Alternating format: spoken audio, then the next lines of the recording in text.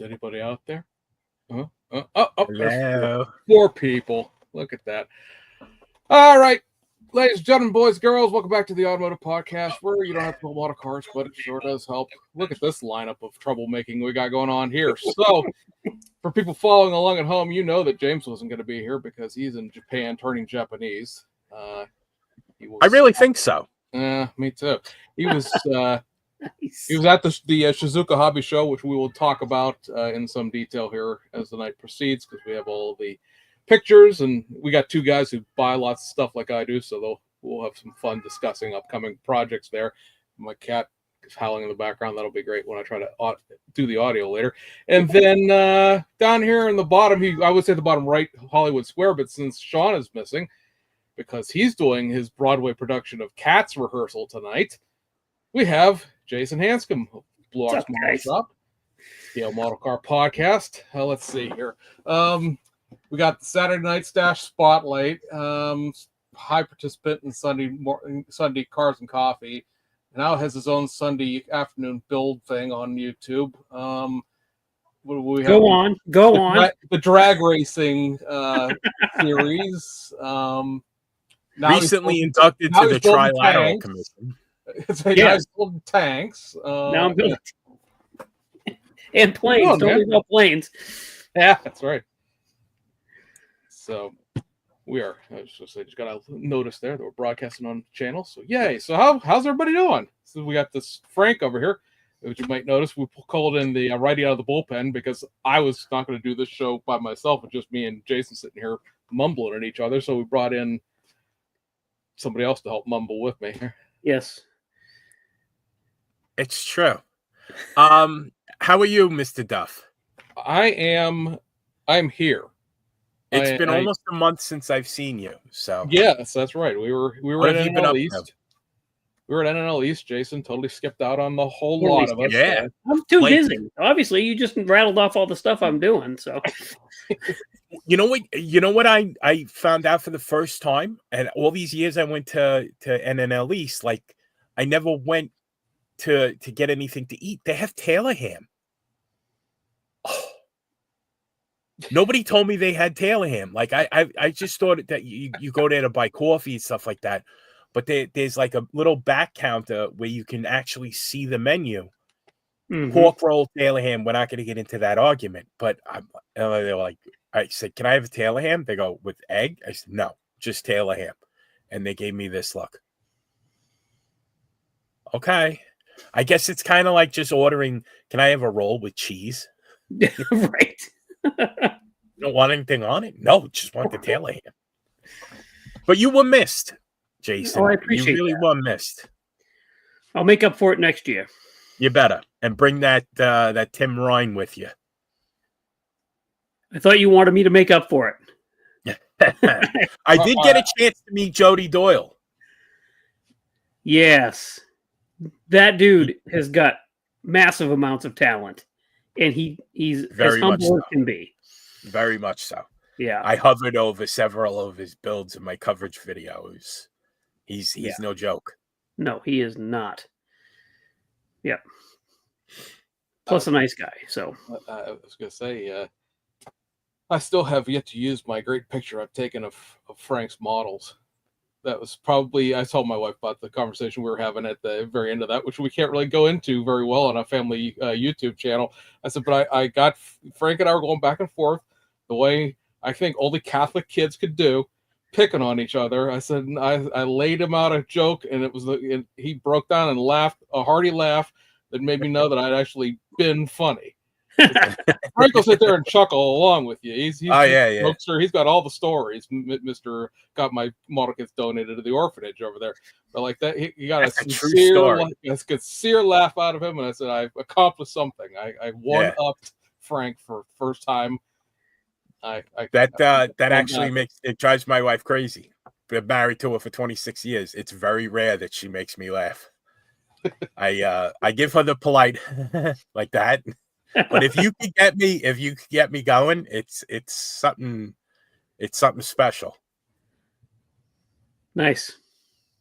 So, Mr. Hanscom, Yes. Tell everybody in the chat, if they're not familiar with you, please introduce yourself. Let us know your modeling background, where you appear, and your roots and focuses in the hobby. Well, I'm Jason from the Blue Ox Model Shop, found on YouTube, Instagram, Facebook, and now Pinterest. Thanks to our friend Tim. I'm also a co-host of a podcast, the Scale Model Car Podcast, and I do a fun little live build room every Sunday, Sunday build rooms with some of my best buddies. You are one of them, Frank, Mikey, the Scale Model Outlaw, Tim Ryan, Justin Ryan from the Modeling Insanity podcast. So that's where you can find me, as well as the plethora of videos that Mr. Duff mentioned at the beginning of the recording. When did you start building models? Well, as everyone does when you were a kid, right?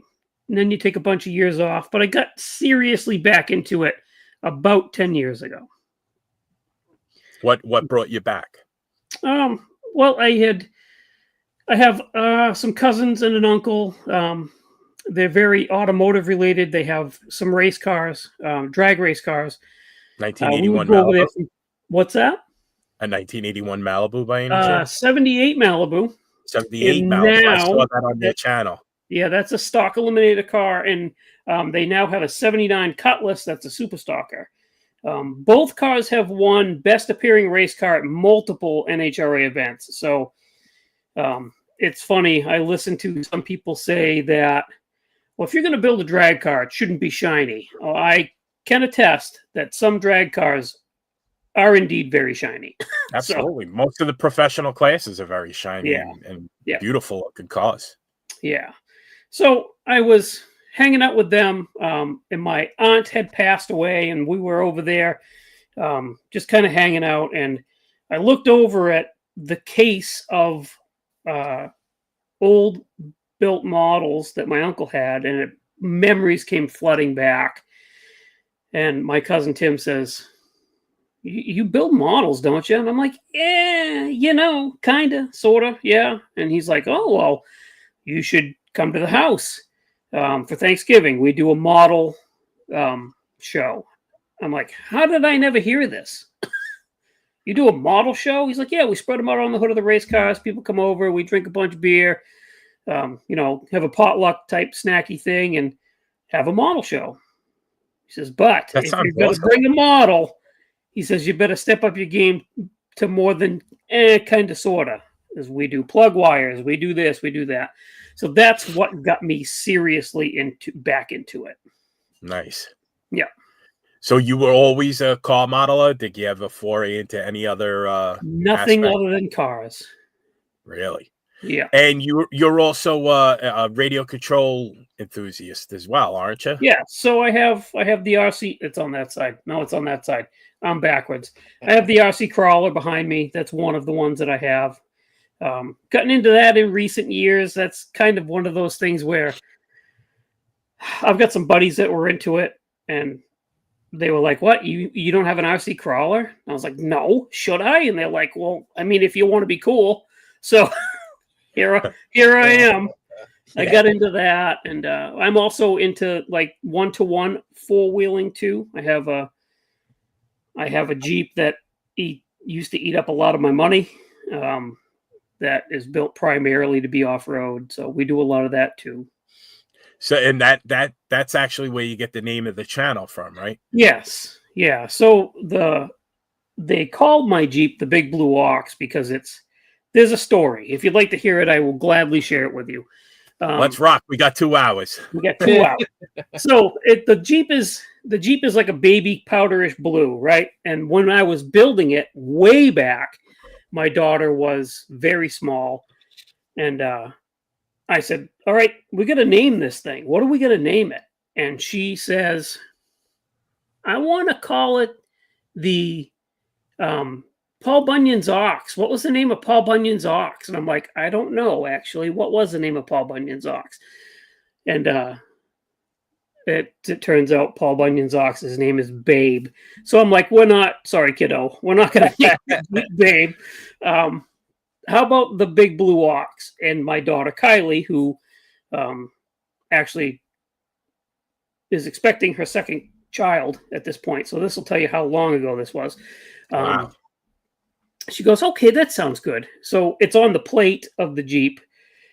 Everybody in the Jeeping community around here started calling me Ox, Blue Ox. It's a staple of my life is what it is. And when I started the YouTube channel, I was trying to come up with a name, and I was thinking 603 Model Works, New Hampshire models. I'm like, what? None of that sounds good. And then I just thought, incorporate the Blue Ox. It'll be different.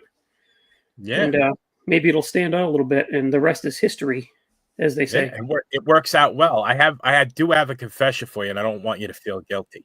Okay. My nickname at work for the past 28 years, Ox. Ox. Nice. I was actually introduced to my wife as Ox. She didn't know my name was Frank until that's cool. Right before the first date. That's cool. But, I couldn't co-opt the name because you are the copyright of the name in this community. So well, I appreciate that. What year is your Jeep? It's a 1988 Wrangler. Okay. Well, what's left of it is a 1988 Wrangler. Is it a inline six? It is. It's got a mid 90s inline six out of a newer Jeep. It's got forward axles. It's as I broke something, I would upgrade it. So there's not much of the original Jeep left, to be honest with you. But yeah. Nice. Is your daily driver a Jeep? No, my daily driver would be a Toyota Tacoma. Very nice. Yep. Did you know that just recently, Mr. Duff bought himself a nice SUV? No, I did not. It's beautiful. I saw it in NL East in the parking lot. It was gorgeous. He got himself what was the Kia? Telluride. Telluride. Oh, you got a Telluride. I do have a Telluride. Yes. Nice. Very like nice. an aristocrat. The pinky's out. Right. Like amusing side story of that, right? So I had a Kia Stinger, and it was getting close to the warranty running out on it, and they don't make those anymore unless you want to go up to the Genesis dealership, which is Kia Hyundai's equivalent of Lexus. And I'm not paying $62,000 for a car I spent $48,000 on the last time I bought it, just because it has like tucked leather interior. And I was like, I kind of like the way Telluride looks. My wife has an SUV. I had a Silverado before I bought the Stinger, so I've had a truck. Like, give me someone with a tow hitch. So I fiddle-farted around and came to a deal on the one that I have. And then I told my wife, I said, I was out to Walmart buying groceries, and like I hit a button on the key fob and the tailgate goes up by itself. I was like, you know what? I really don't kind of mind this SUV. It's kind of like it has a whole bunch of crap on it I'm never going to use. Like, the hell do I need a power lift gate for? Yeah, all right. So yeah, I'm soccer momming with the best of them out there. You have to do it. You're only going to be James Duff once in your life. Exactly. You got to do it. I drive a Ford Bronco Sport, and the most common question that I get is, how do you like that? I want to buy one for my daughter. And I like them very much. The only thing is I have an uncontrollable urge to punch people in the face since I started driving it. I don't know what it is. It's weird. Very funny. Yeah. Well, I bought the Tacoma because before the Tacoma, we're very much a Toyota family. My wife has had nothing but Toyotas.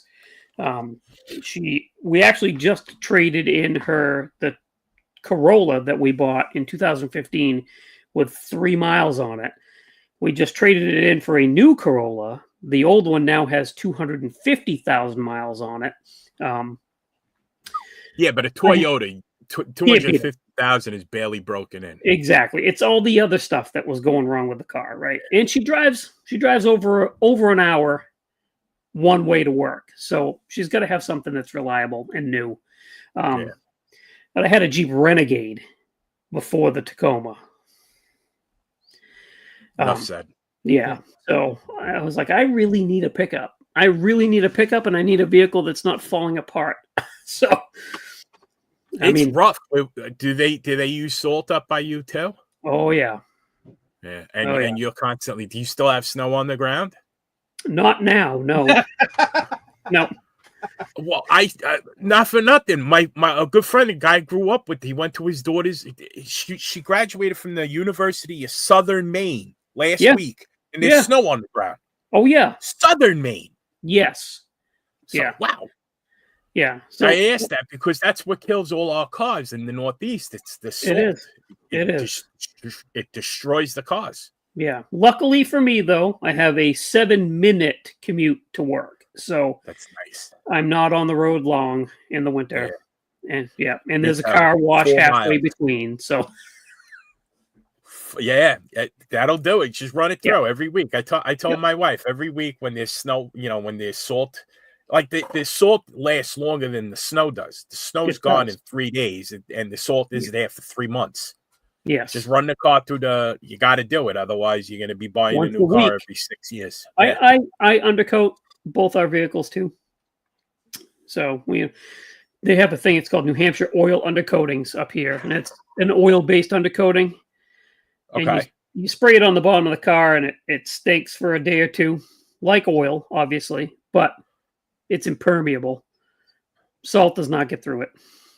So what, as far as like the genres of models, what model cars do you like to build? Well, it started out, I would build muscle cars and drag cars, obviously, because of the background of my family, right? Right. But it's kind of transitioned into, I build a lot of European and JDM stuff now. That's just what I've transitioned into. It's you just made James very, very happy. I know, I do. Yeah. It's just, we got to drag everyone into the evil. Yes, not for nothing. There's nothing evil about it. You get to build Tamiyas and Aoshimas, and they're great kits. They're a lot of fun, and not for nothing. You're gonna be able to you broaden the amount of people who are interested. Believe it or not, like a lot of younger people are into the JDM market and that kind of thing. That kind of genre. Exactly. I mean, I'm building a Chevy Blazer. I'm building the Stranger Things Blazer right now. So I'm not genre specific. Well, like I've gotten from hanging out with the Modeling Insanity guys. I've really gotten developed an interest in armor as of late. I mean, I really am digging armor right now. Armor's fun because you have to weather it. Yes. You have no choice. Even if it's just sitting in a yard, it's got dirt all over it. Exactly. And it's nice to get away from the shiny paint process that I go through on every one of these builds that I build. I mean, it's a process, and it's refreshing to spray some flat paint on something and then clear coat it knowing that I'm going to make it dull again. So it's kind of nice. It's not as frustrating when that one little fleck of dust, you see it floating through. You're like, don't go near the body, please don't go. Right onto the body. Exactly. Yeah. So what kind of armor are you going to be looking at building? I really dig German stuff right now. A little bit of, I've got a couple of World War II or Cold War era U.S. tanks, but I'm really into the German stuff as of right now. Yeah, and I don't know why German stuff speaks to me. It's like when I bought GI Joes as a kid, I was always a Cobra guy. You know what I mean? There's like a thing. It's a weird like vein of energy. You're gonna find that like if you go into aircraft modeling, people who like German armor for some reason also like Soviet era aircraft. There's like a brute ugliness, but it's like an ugly beauty to it. Yeah. Like personally, I like the looks of not of the Panther or the Tiger. I like the way that the Panzerkampfwagen 3 and 4, which was both a tank, and then they developed the Stug, the Stug after off of that chassis. I just like the way that chassis looks. I like the lines of it. I like the camouflage on it, and it's just like it's a cool thing. The same vein. Like I like planes that are either World War II U.S. Navy and Marine Corps, but then I'll shift to Cold War era Soviet, like the MiG-20. I love the MiG-21 for some reason because it's just like a brutish beauty about it, and it talks to me. It talks to me much like a plain Jane 4-door sedan does, with no options. The steel wheels, baby moon hubcaps, just bare bones, 3 on the tree. Yeah. Like that. That's how. Those are the types of models that sing to me, and instead of the really flashy, and high gloss and really impact colors. Mm-hmm. So do you find, like, when you are doing your model cars, do you prefer to weather them at all, or do you want them to have like a showroom finish? I can do either or. I really can. I think that I'm kind of middle of the road. So if I'm going to build a model car, I want it to be like a car that I would have in real life. And if I had a car worth having a decent paint job on in real life for a classic car, it would always look very nice on top, but underneath it'd be driven because I would drive it every day. Yeah. So I will lightly weather almost all of my chassis and engine bays, stuff like that. Yeah. I have done, so I just built a rally car for my podcast is having a group build, the Rally car group build, right? And I made that thing top to bottom, inside out, dirty. I just made it look crappy. So I can do either way. I'm happy with either or. And I do switch it up just to kind of keep things from getting boring. Yeah. You have to. Otherwise, that's exactly what happens. It becomes boring. And then after a while, you're like, all right, so now what am I going to build? And you just sit there and look at the stash for exactly. 2.5 It's hours. the person that builds nothing but NASCAR models. I mean, I guess if that speaks to you, that's fine. But that would drive me insane after the third one, if I even made it that far. Yeah, I would get bored too. And I always joke around. I say, anything that you can buy at a hobby shop, I've done. Mm-hmm. And I mix it up. One of the guys I used to work with used to make fun of me. He said, "Your hobby is collecting hobbies," because I've done it all. So and I think a lot of us are like that too. Yeah, you have full size Jeep. You've got the scale modeling. Is there another? Aren't you and Heather involved with? Yeah, I was just we're avid D&D players. Heather's actually runs the campaign. I participate in it. I've gone through phases where I rode BMX bikes for, well, this was pre-Heather. So maybe 15 to 16 years ago. I went out, bought the top of the line BMX bike, and would go to the skate park with younger friends that I had, and did that for 2 years. And then my knees started to hurt, and my elbows and my wrists, and it's like, man, that's not so much. Then I went into. You still have the BMX bike? I don't. No, no, I got rid of all that stuff. Then I went into a collecting firearms. I did that for a while. Had some really nice stuff that I've since sold off because it makes no sense to have that stuff sitting locked in a box under the bed, right? So I believe it or not, I used to collect Smith & Wessons revolvers, and like people from this part of the country, it's hard to get in. That's a hard hobby to be in if you live in New York. Oh yeah, I'm sure. That was the only hobby that I ever got out of that I made money leaving. Yeah. Like on the way out, I made money, hand over fist. I nearly tripled my money. Yeah, because I had access to retired NYPD cops who were hired during a certain period. They had a certain type of Smith & Wesson Model 64 called the New York One. If I mentioned that I had a New York One on a Smith & Wesson forum, I'd have 15 PMs. I'll give you $1,000 for it. Sold. Yeah, right. Sold.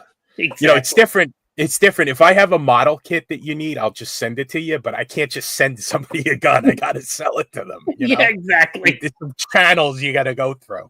Yeah, but that was now as far as the Dungeons and Dragons.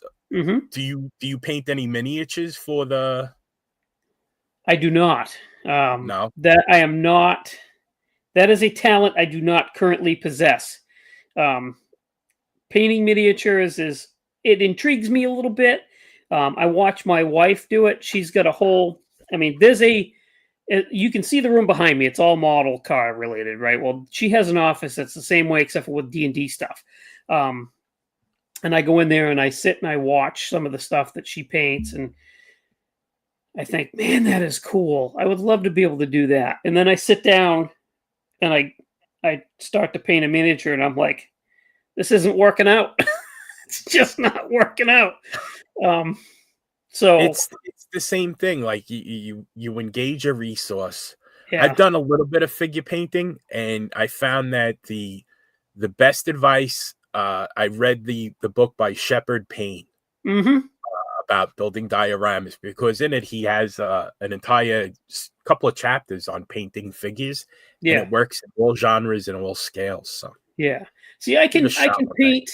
I built for last year's turkey shoot. I built a Patton tank that had 2 figures in it. I was able to do those because you can't see that they're this big. You can't see the faces. You can't make out any. If you got skin tone and the color of their clothes, you're good. Heather, she paints stuff with. I mean, she painted. It was called a pit devil. This thing is like this big. I think I worked. It looks like it's made of molten lava. Oh boy, yeah, I think I definitely did. I might have dated her. Yeah. So I mean. Eventually, I think I'd like to.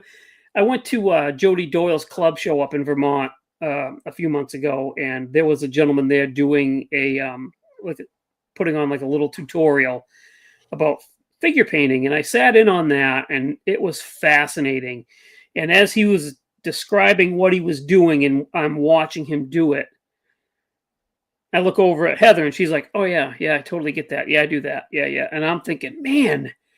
That is so cool. I would love to be able to learn how to do that. But where am I going to find the time, actually?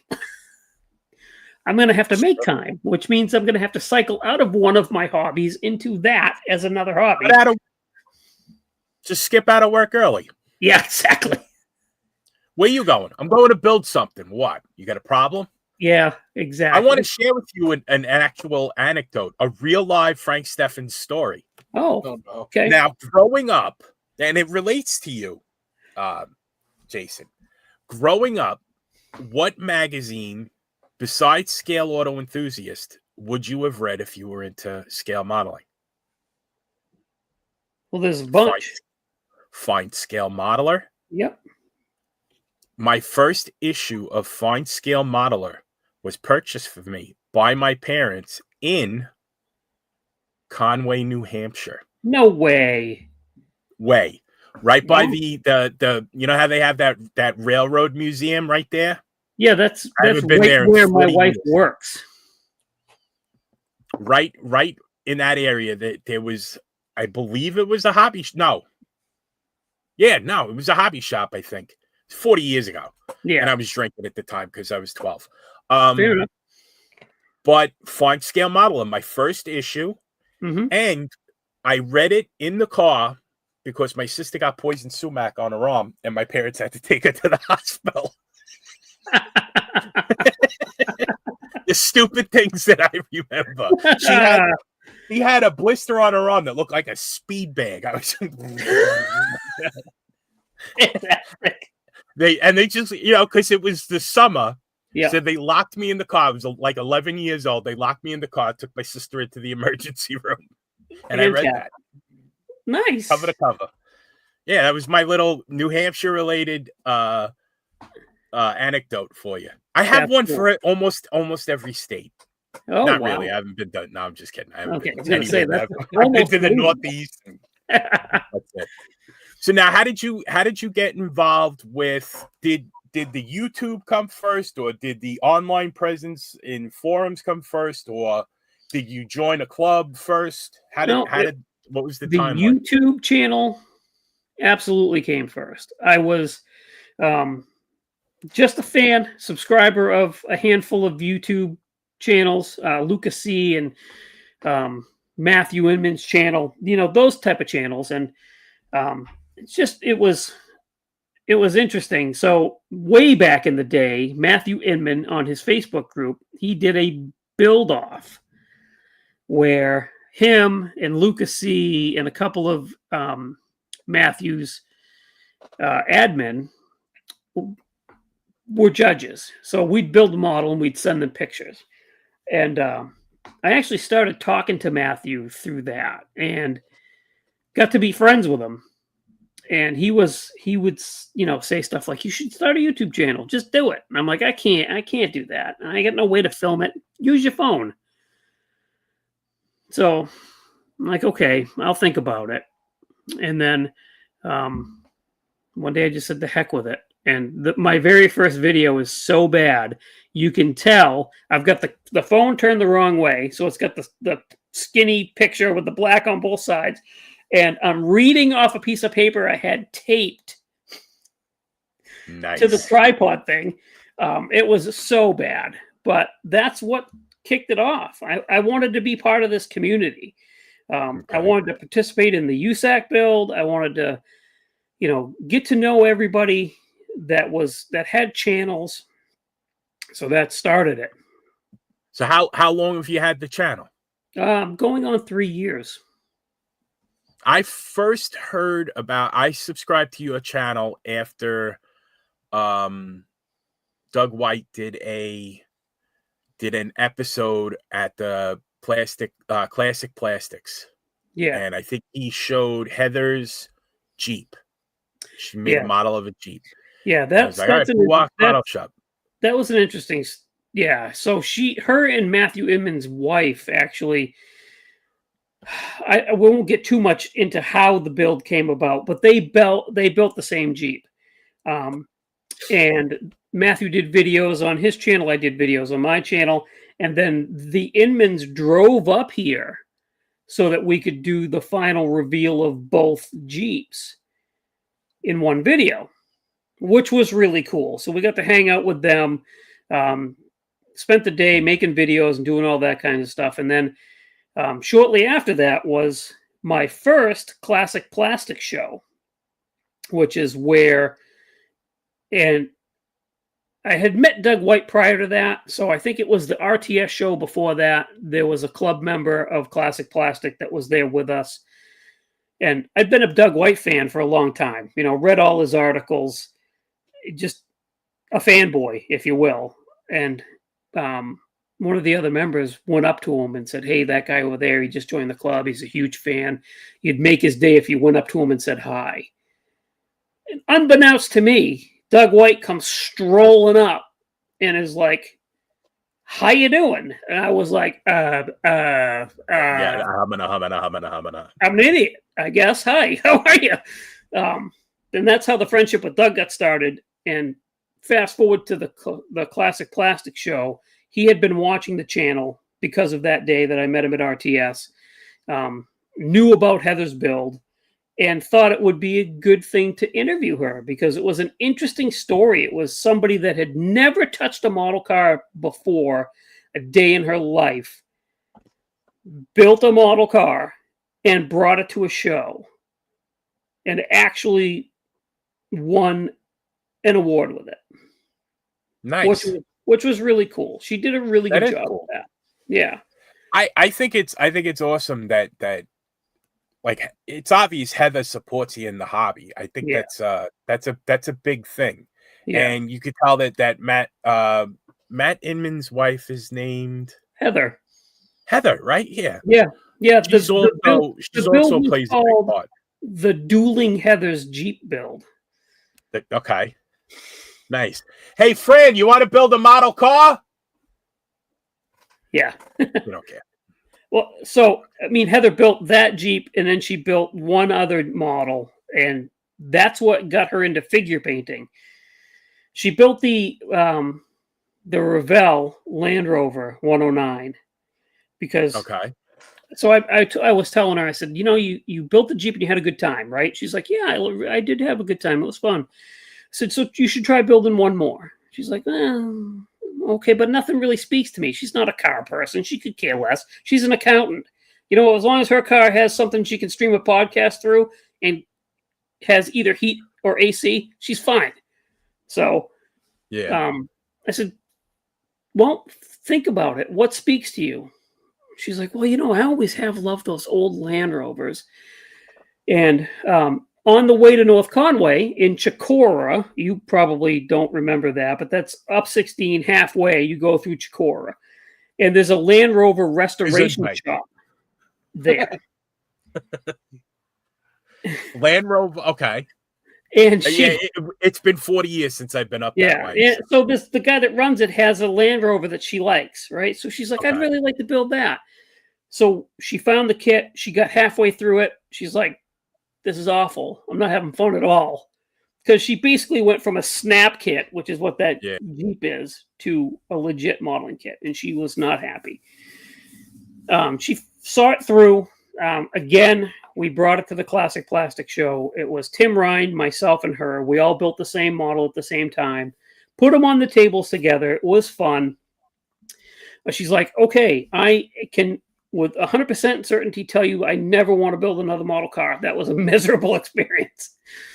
I said, okay, all right.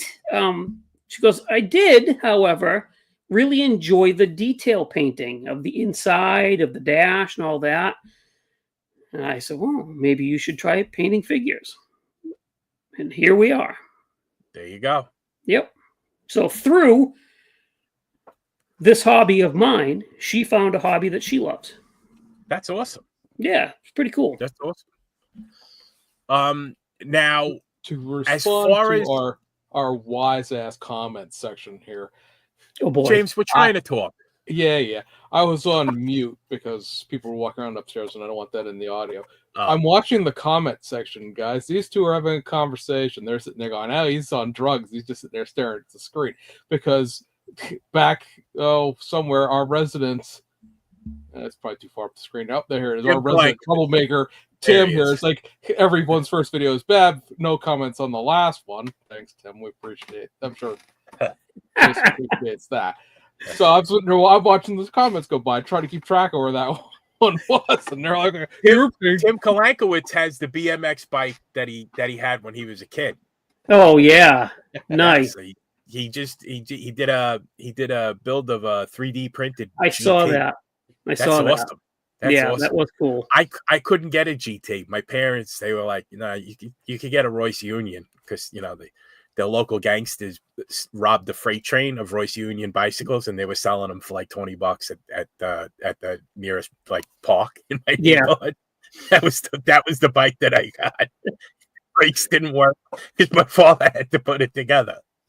Nice. That was fun. Yeah. At least somebody sold the transmission out of that. Yeah, exactly. Yeah. Well, the one thing you guys were discussing figure painting, you're going to have to figure that out. You bought that gigantic tank transporter, which I believe has a dozen figures included. Yes. So yes, we're going to get a very quick crash lesson on. Yes, I am. And it's an open truck. I mean, you could put the top on it, but we're going to talk bad things about you. Oh, no. I've got all kinds of ideas. I actually want to try and find a scale. I want to put a dog in the truck with them. I can print to you, so I'll find something. So I got all kinds of ideas. Files of that. Yeah. So let me know what your ideas are. I'll find them and I'll print them for you. I have to ask, like, there's a genre not specific builder like yourself. Why in God's name is that giant tank builder your grail kit? Like, of all the things that I would have expected you to pick as being a grail kit. A giant German World War II tank transporter. Yep, that would not have been in my top 3. I'm going to tell you right now. Yeah, no. And I knew people would be like, what? Anybody have FAMO in the pool? Who had FAMO? Yeah, right. The love or kind of a love for World War II stuff comes from my dad. He was a huge World War II fanatic, as most old men are. It was the thing to do. Yeah. And I don't know. Like I said, I don't know what it is about German stuff, but it speaks to me. And I was thinking about getting into building armor. I was looking at pictures. Gosh, I can't remember the Facebook page. I think it was Weathered Models, maybe. It was something. And one of the guys on there had that kit, that Famo with the trailer, and he had like some sort of a Panzer on the trailer. And I looked at that thing and I went, "Holy cow, that is freaking cool!" Yeah, that thing is cool. That made a big splash when it came out. It's been out for a bit, but I don't think it's no longer available if I'm correct. So I saw that and I thought, man, that's something I would really love to build. I'm going to get online and, I'm going to pick one up. Nope, not available anymore. How much is it? Oh, it's $350 because it's not available anymore. I'm like, okay, I guess that's not going to ever happen. But I couldn't stop thinking about it. I'm like, it was that. The other thing that really, really spoke to me was the Dragon Wagon, that kind of stuff. Military transport. I don't know why, but I have a fascination with it. You want to know something? It's a fairly common thing. There are people who just like cargo planes. Yeah. Yeah. It's just dull, drab. It doesn't matter. It's just something about because it's as much a necessary part of a war effort or a historical context to have the support. Like, how did these things get to the front? And then when they got damaged, what did they do? They just left them there. All right, it lost the track. It can't move, but can we fix it and get it? Exactly. Can't fix it in the field because it blew off, like the road wheels, the struts of the road wheels are bent. All right, go drag it onto that trailer and bring it to the rear and fix it. Right. And like that Famo that you're talking about, it needed that many guys, not just to load the vehicle onto the trailer, but to defend the truck itself. Like, we got to get this Tiger to the rear to fix it, and they're still shooting at us. Exactly. Yeah, there's been stories there. I saw that kit, saw that I couldn't get it, couldn't stop thinking about it. Thought, man, that if I ever have a chance to buy that kit, I don't care what it is, I'm going to buy it, which is the makings of a Holy Grail kit, right? Something you can't find, but boy, you would absolutely have to have it. I asked Justin Ryan about it. He's like, yeah, it's a cool kit. It's not available anymore, yada, yada. I'm like, oh, can you keep an eye on it? Because he's in those circles, right? Yeah. Let me know if you find one.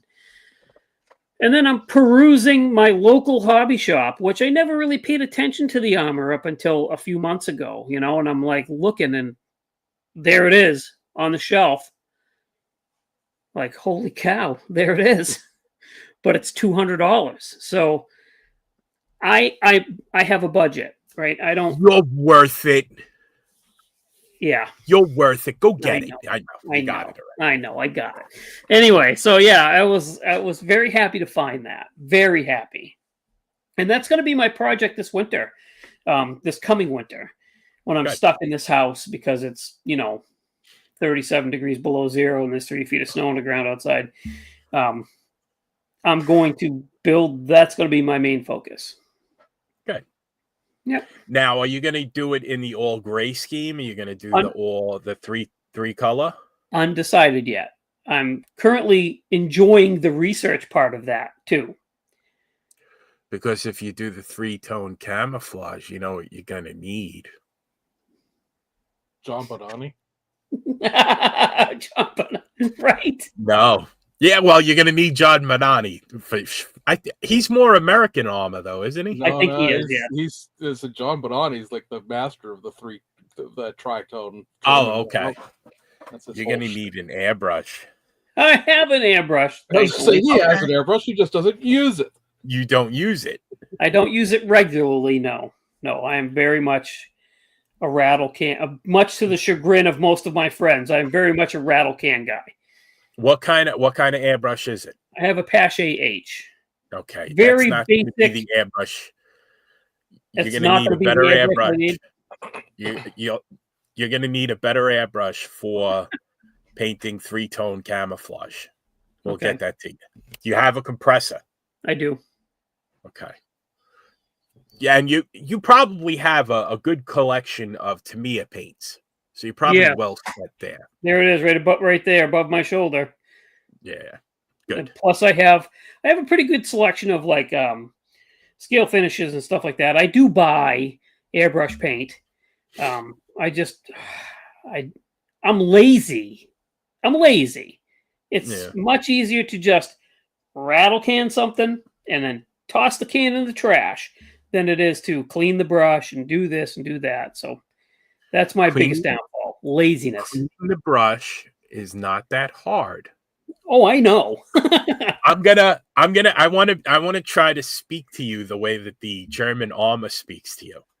Now, when you say that the German armor speaks to you, it's in English, right? Because if it speaks to you in German, we're going to have to get you some therapy. I don't think you don't speak German, do you? No, it's in my head. It's English. Yeah. The German people in my head speak English. If you're at work and all of a sudden you hear Dunkel Gelb, we're going to have you talk to somebody, Jason. We're going to need to get you some help. Dunkel Gelb. Hands are blue. Yeah. Right. Oh, that's funny. So when you build that, are you going to build any type of diorama base for it? Boy, I probably should, which is a whole nother thing. Yeah. Yeah, that's a good size model. That's going to need to be something other than just sitting on a shelf. So I probably might have to save your pennies because in November, because Classic Plastics is in October. Yes. In November, down here on Long Island, the Long Island Auto Replica Society has the Lawyers Show. Yes. So you should probably come down here, maybe make a trip with Tim. You take the ferry. You see your old friend Frank. I'll take you to Bayshore Hobbies. That guy's got everything. Everything. You could spend hours in there. Anything you need for a diorama base. Oh, wow. Yeah. Save your pennies. Okay. I'm gonna be whispering in Tim's ear to try to get you guys there. Okay. Because I'm trying to get Dave Wood. I'm trying to get Frizzo. Nice. Get everybody we can down there. Yeah, that'll be fun. Yeah, it would be a good time. You're invited too, James. Oh, yeah. God. I'd be honored. As big as that transporter is, what you need is a 4x8 sheet of plywood. Because you're building a train layout now. Yeah. Oh, yeah. You're in it. Yeah. So at this point, I'm probably not going to finish this build for another 2 years. You got 4 foot by 8 foot behind you there. Let me see. You got that. You got the Dragon Wagon, and then as soon as I saw the video of what that grill kit was, I sent him the picture of the Hobby Boss of the current U.S. tank transporter in 1/35 scale. That gigantic, monstrous thing. Well, that thing is that's 1/35 scale. That one, the Hobby Boss. Hanscom makes a 1/72 scale one, but Hobby Boss makes a 1/35 scale one, and it needs to be 1/35 scale because it has to match the other ones. Yeah. Yeah, there's a small hobby shop up here in New Hampshire that's got that transporter that you sent me. There's actually an armor museum on Long Island that has a Dragon Wagon. Really? Yep, and I believe they have a Stug. They have something German. They have something German, but they got a Dragon Wagon. Okay. The whole shebang. You could go for a ride on the half track. It's telling you. You guys gotta come visit me. You think I'm kidding? We got good food, we got it all. Well, did you know there's a museum up here, the American Heritage Museum, that has more armor than you can see in a day inside? So you should come up and visit us too. Okay. I got no problem with that. My wife's always down to take a field trip. If we could take a ferry, my daughter will be into it. My wife will be into it. That'd be fun. I'd come up and I'm trying to talk them into coming with me to Classic Plastics. Nice. Yeah, that'd be a good time. Doesn't mean it's gonna happen. I'm gonna be there. I don't care if they come or not. But I'm trying to get them there. Very good. Jump in here anytime you feel like it, Duff. Oh no. I'm just I much like the conversations when Tester books somebody. I'm just here for the to look good and bring up morale. That's my purpose. You're doing it. Billboard Build says, wasn't the Dragon Wagon a Tom Daniels kit in an old drag car? Maybe. Yeah, sure. There was What? I think it might be actually something. There was something like that. I'm sorry, that's great. Yeah, that's true. Yes, but he won't have painted anything. No, he will not have. Outlaw just got a real laugh out of me. That's awesome. Oh, that's goodness. Awesome. It stood 3 times. Yeah. Have you ever seen Rob Riv's work in person? No. Impressive, I am sure. Oh yeah. It has impact. I'm sure it has does. definite impact. Yeah. So how did the coalescence between the Modeling Insanity podcast and the Scale Model Car podcast, how did that come about? Actually, before we started doing the Scale Model Car podcast, I listened to all of the podcasts. I have the opportunity to be able to do that at work. I work by myself most days, so I can put on a pair of headphones and just listen to podcasts and music, whatever. I would listen to the Model Geeks and On the Bench, and the Modeling Insanity was a new podcast that had popped up just before we started doing ours. Just became a fan of them, and I told the podcast, my cohorts on our podcast, you should listen to these guys. They're funny. They're not as tight as some of the other podcasts. They're just fun to listen to. So they started listening. And then we went on the Discord rooms because they have Discord build rooms that they do every day. We kind of hopped in there and just started chatting with them. And before you knew it, they were shouting us out and we were shouting them out. And there you go. A relationship was blossomed. But that's good though, because in a lot of cases, like there's this conception that model car builders are looked down upon by the other genres, and that's not necessarily true. It's not like the people who do it are just loud, you know, and it seems like it's not frequency, it's amplitude. Mm-hmm. So they're really loud and vocal about being douchebags towards car builders, but most of the because I've built across almost every genre except for ships. The only thing I've never built is a ship, and like in a lot of cases they'll you know, like the parts of the hobby and the people in the hobby that we don't like in model cars, they don't like, which is, you know, it's a common, because they have them too. Yes, they have the people who, you know, I like to say that when I experience this type of behavior, you know, my typical response when they get a response out of me is, this behavior is why you're not invited to holidays. You know, exactly. Like that kind of person. Yeah, exactly. It's why you can't see your grandkids. Okay. Yeah. Right. Yeah. They're across all genres, and in other genres, those are the folks that look down on us. Because, oh, everything's so shiny. Yeah. And then, you know, even in like in the model airplane world, no crew chief would ever allow a plane to get that dirty. Let me tell you something. Yeah. They don't have time. The operational tempo of a combat zone, they don't have time to polish up the plane. They put load bullets and fuel into it, hang bombs off it, and it takes off. Yeah. They don't care if it's dirty. Dirty doesn't affect the mission. So you know, like you have all of that stuff where people live in this idealized fantasy world. But I think as model car builders, we get to live in a space where, like, in a lot of the other genres, particularly like aircraft, ships, and armor and stuff like that, what if schemes are kind of taboo. Mm-hmm. You know what I mean?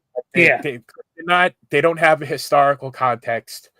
Whereas in our pretty much everything that we do is a conceptualization of our own creativity. Oh, for sure. Unless you're building a documented replica of a race car, then you're definitely what if is basically everything I build is what if.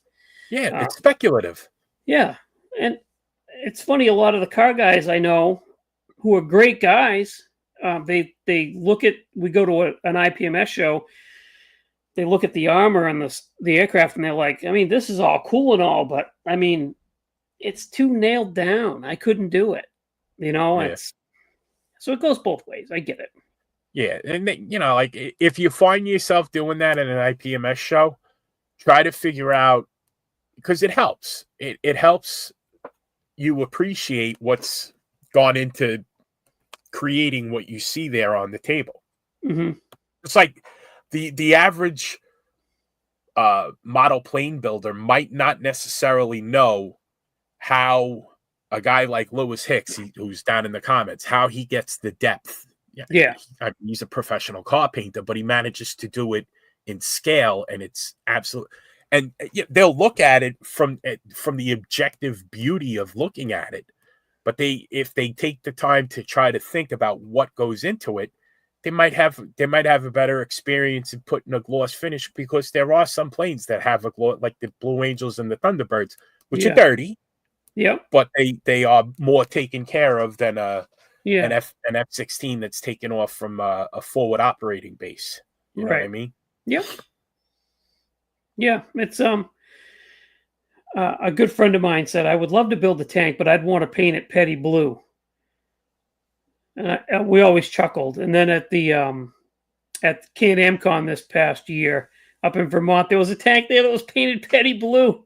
It had the 43 on the side of it and googly eyes on the front of it. I was like, see, you can build a tank.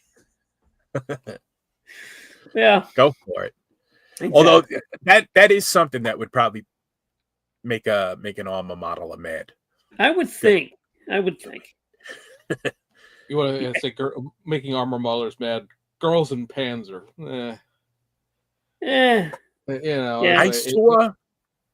I saw some pictures today from Shizuoka of the there was a tank with the anime figures like James Testa likes. Mm-hmm. They were all over the tank. I could tell that just drove people up a wall. It just like people saw that like, what are you doing? Yeah. Who cares? Yeah. If it's fun. I don't listen.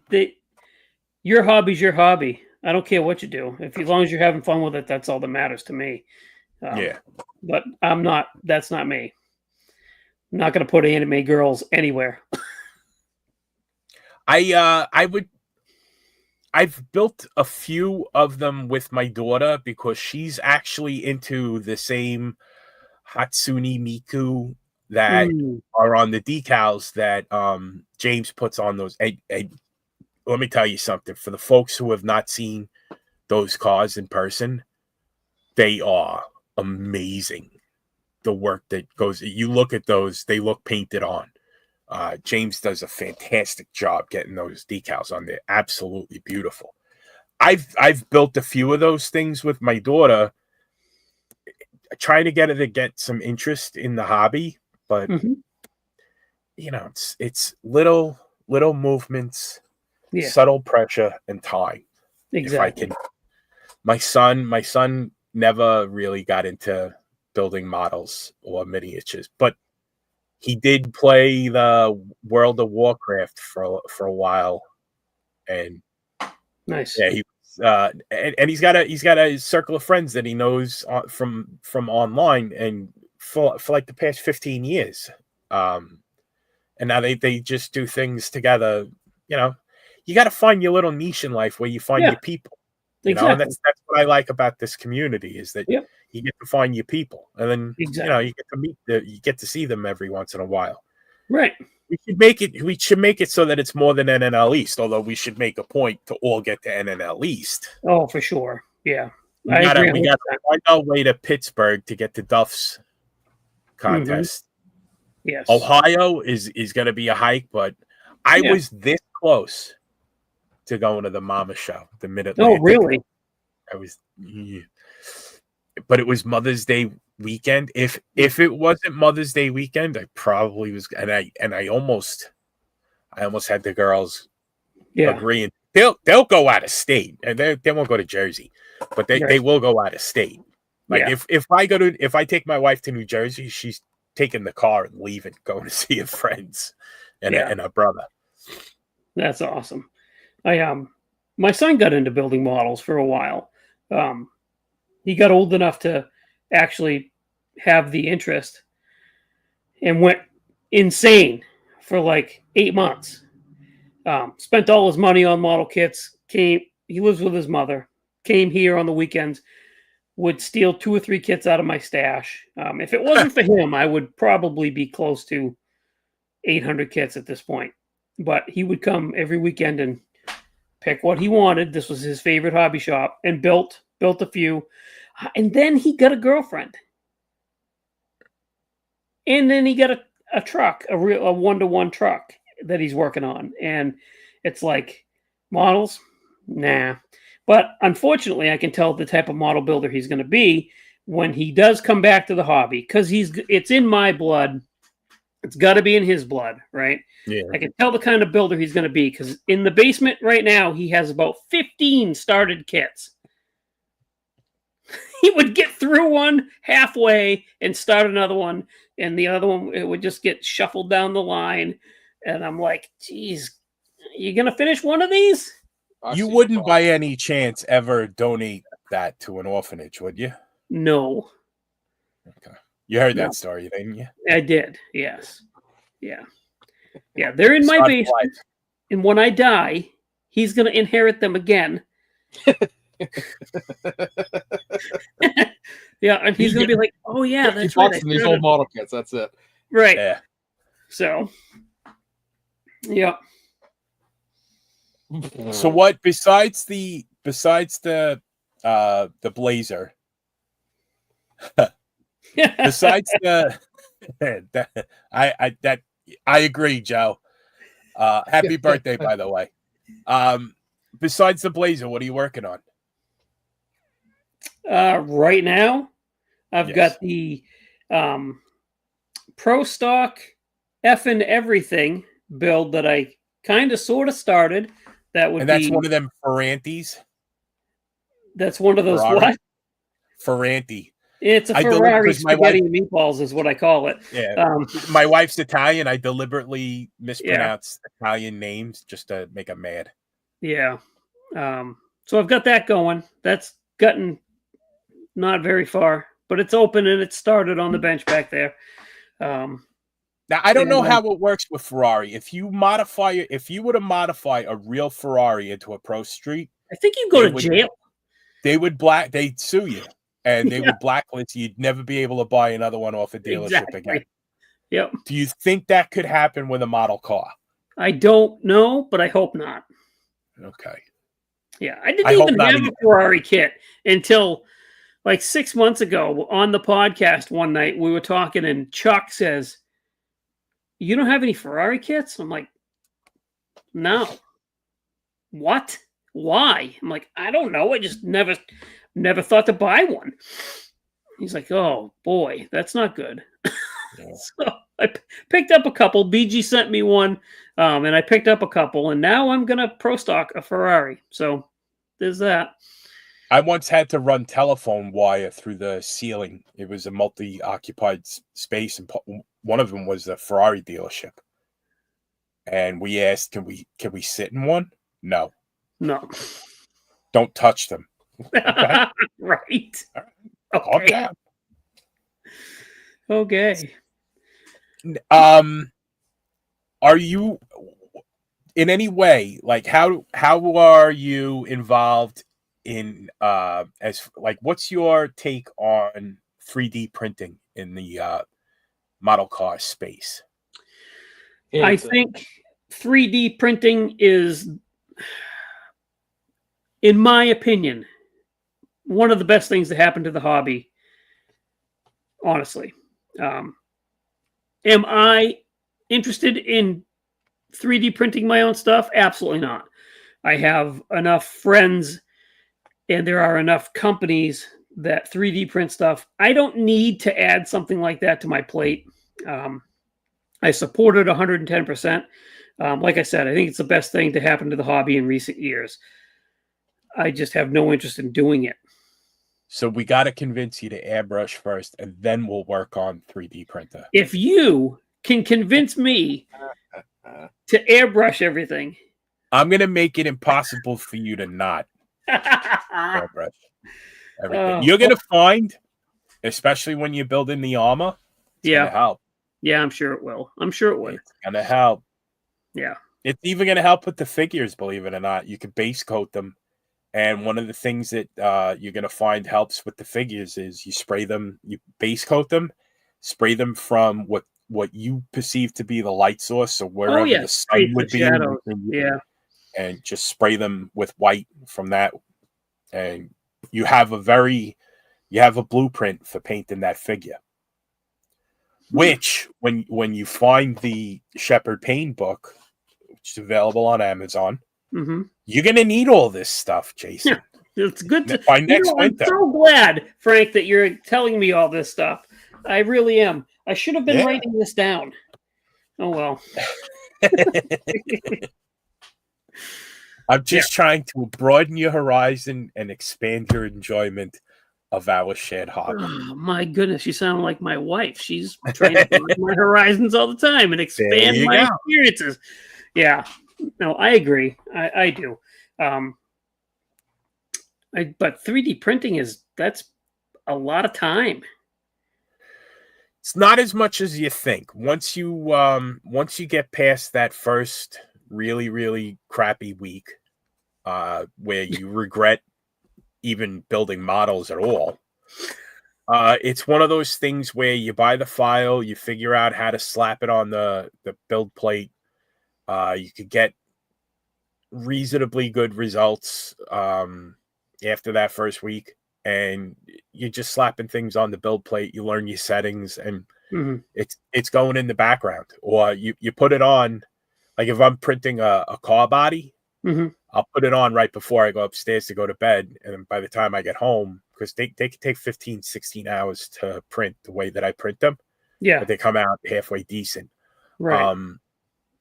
It's one of those things. You come home from work and it's done. I just got finished doing some parts for the AMX that's on top of this thing over here. Yeah. It's one of those things. You don't have to stand there and watch it. You'll go crazy, but you'll find, once you buy your 3D printer, it's a good thing you have a lot of friends who have experience with it. Yes. Yeah. And we can get you through those hurdles really quickly. Oh, wow. It's so a good thing that you're part of a community of people who are just willing to help. Wonderful. Yeah. So what is your besides Jeep, what is your next go-to favorite car brand? Are you a Mopar guy? Are you a Chevy guy? Are you an AMC guy? Toyotas. Besides, okay. So now, You're talking one-to-ones or models? Models. Holy cow. I have an equal amount of everything. I really do. I have an equal amount of Mopars, Fords, Chevys, and then I have, the foreign stuff. I have a little bit of everything. I do. So when you're looking for a kit of a Toyota, okay, you're obviously going to be in the Asian market of kits, because most of the domestic manufacturers, they don't really have much in the way of Toyotas. I think they have one, and I have the Fast and the Furious. No, I hate those cars. Yeah, anything Fast and Furious, I can't stand it. I'm sorry, I cannot stand it. Give him the choice. The MPC Supra. Don't forget that. Oh, I'm trying to. Yeah. I have that. Do you prefer Aoshima? Tester prefer... is.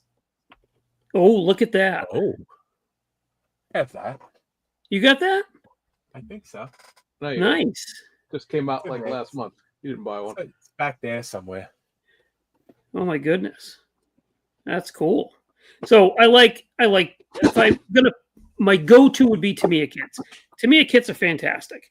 That is very nice. Yes. For anybody So who a doesn't know, by Hilux- the way, this kit does come with left-hand drive parts. Yes, You I've see this actually looked floating through that kit You already. see this floating around out there. This you can't build this U.S. Actually, it's California license plate. Yeah. Is the Hilux a Tacoma? No. Would have been No. an SR5. Yeah, the Tacoma came after that body style. After So that, yeah. yeah, that kit is actually on the list of kits for me to buy. Yeah. So when it comes to a Toyota, I mean, if I see it, I buy it. Honestly, Now, as far as muscle car kits, do you have a preference? I like Mopar stuff. The best. Would you trying to word this so I don't get flamed? Oh boy. Given the James choice, demonetized. yeah. Given the choice, would you choose a Revell, an MPC, or is it just as long as it's what I want to build, you don't care what the brand is? Oh, I'll answer goodness. this, Jason. Frank, Thank no you. one would choose an NPC kit. You build those because you have to. So True. It's the yeah, only- he's it's the not only wrong. option. So if I'm gonna, I wish I could get every Mopar that I want to build in a Revell kit, but I can't. So if I want to build that Super B, it's going to have to be the MPC one. I get that, but yeah, I'd say 68? Revell. The 70 Super B. Yeah, Yeah. yeah, That was an MPC. I believe it is. The Pro Street one was Oh, that no. a Muller era? Talking about this one. Oh, that. Oh, History time. So the body, the interior, glass, all that stuff is the original MPC 1970s annual. The chassis drivetrain in both that and the Pro Street are the 68 Roadrunner, 69 GTX pieces from the How do they AMT fit? kit. You have to chop the bottom of the windshield off to get it to fit because when you sandwich all three of those things together, it makes the interior ride higher than it used to. If you look at the instruction manual, in that there'll be a little thing on the instruction manual. Cut a 1/4 inch off the bottom of the vent windows to get the dashboard to fit. Perfect. Gotcha. But yeah, that's a combo kit that AMT Erdl made back in '93 or whenever those kits were done. That's when I remember seeing them, but I never. That style of Super B is the 70 is not really my favorite. Okay. Before he gets to that, he has a whole shit ton of chargers he has to build first. I do. Wow. All right. While we've opened the gates, let's just test his channel demonetized and start dropping F-bombs. One curse here, there isn't going to hurt anybody. Right now, poor James is on a plane going, what is he doing? What is he doing? Right. Yeah. Yeah. What would you like to see going forward? As far from one of the domestic manufacturers in each of the genres that you like to participate in. So from a JDM point of view, what would you like to see? What would you like to see as a muscle car? Are there any modern cars you'd like to see? Holy cow. You're hitting me with some really tough questions. They're coming at you, rapid fire. Let's go. I wasn't expecting any of that. Dang. Gosh. I don't know. I don't know.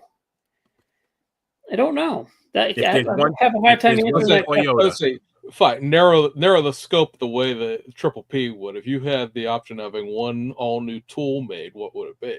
Well, one all new tool made. Well, so I'm not up on model kit history, so I don't know if there's a company out there that already makes it, but I would love to see a first or a second generation Corolla all new tool. and I wouldn't care who made it. Wouldn't care. Could be Tamiya, could be Aoshame, it could be Revell. I wouldn't care as long as it was Your time to shine, Duff. Has it ever been kitted? Fujimi makes a Corolla 11. It's like a 1970s, but I'm not sure that would technically be a first gen. No, we're talking. Aoshima made an early 80s one, but that's definitely older than that. We're talking the very first.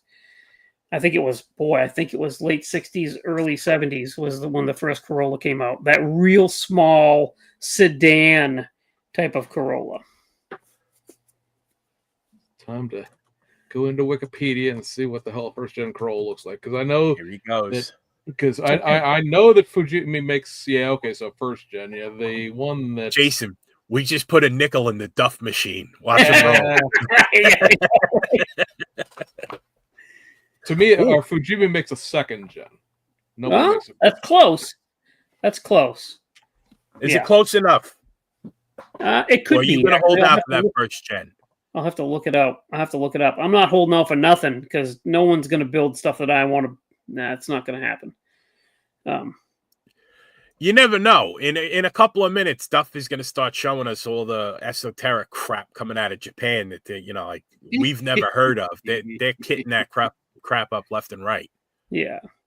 All right. So this is the kit that Fujimi makes. See? That's close. That's 72. close. That's as early 72. That would be close. Yeah, I could. Okay, so why is it called? It was sold up in the 90s, so it's relatively not beating rivets into the wheel with a hammer or any of that crap you get when you build some of those old school. Called Levin in Japan. In the day. Yeah, that's the Japanese. Yeah. Yeah. Now a domestic kit. Yeah. I would love to see a Jeep MJ. I'm freezing. So that's that is the Cherokee MJ. pickup. I have a 3D file of that. Do you really? Yep. The file sells on Cults 3D for what did we? Are we running this show now? I think we are. We got free reign. Which means we can't shut it off. No. That's it. We're in. That's it. Sweet. Full channel takeover. Full channel takeover. Yes, Big Sky. They did make a Comanche, but it's the XJ version, so it would be the mid-sized, built off the mid-sized Jeep Cherokee. So that would be like a 1984? 87 was the first year, I think. I have something along those lines that I downloaded off of Cults 3D from Andre Bezrodny.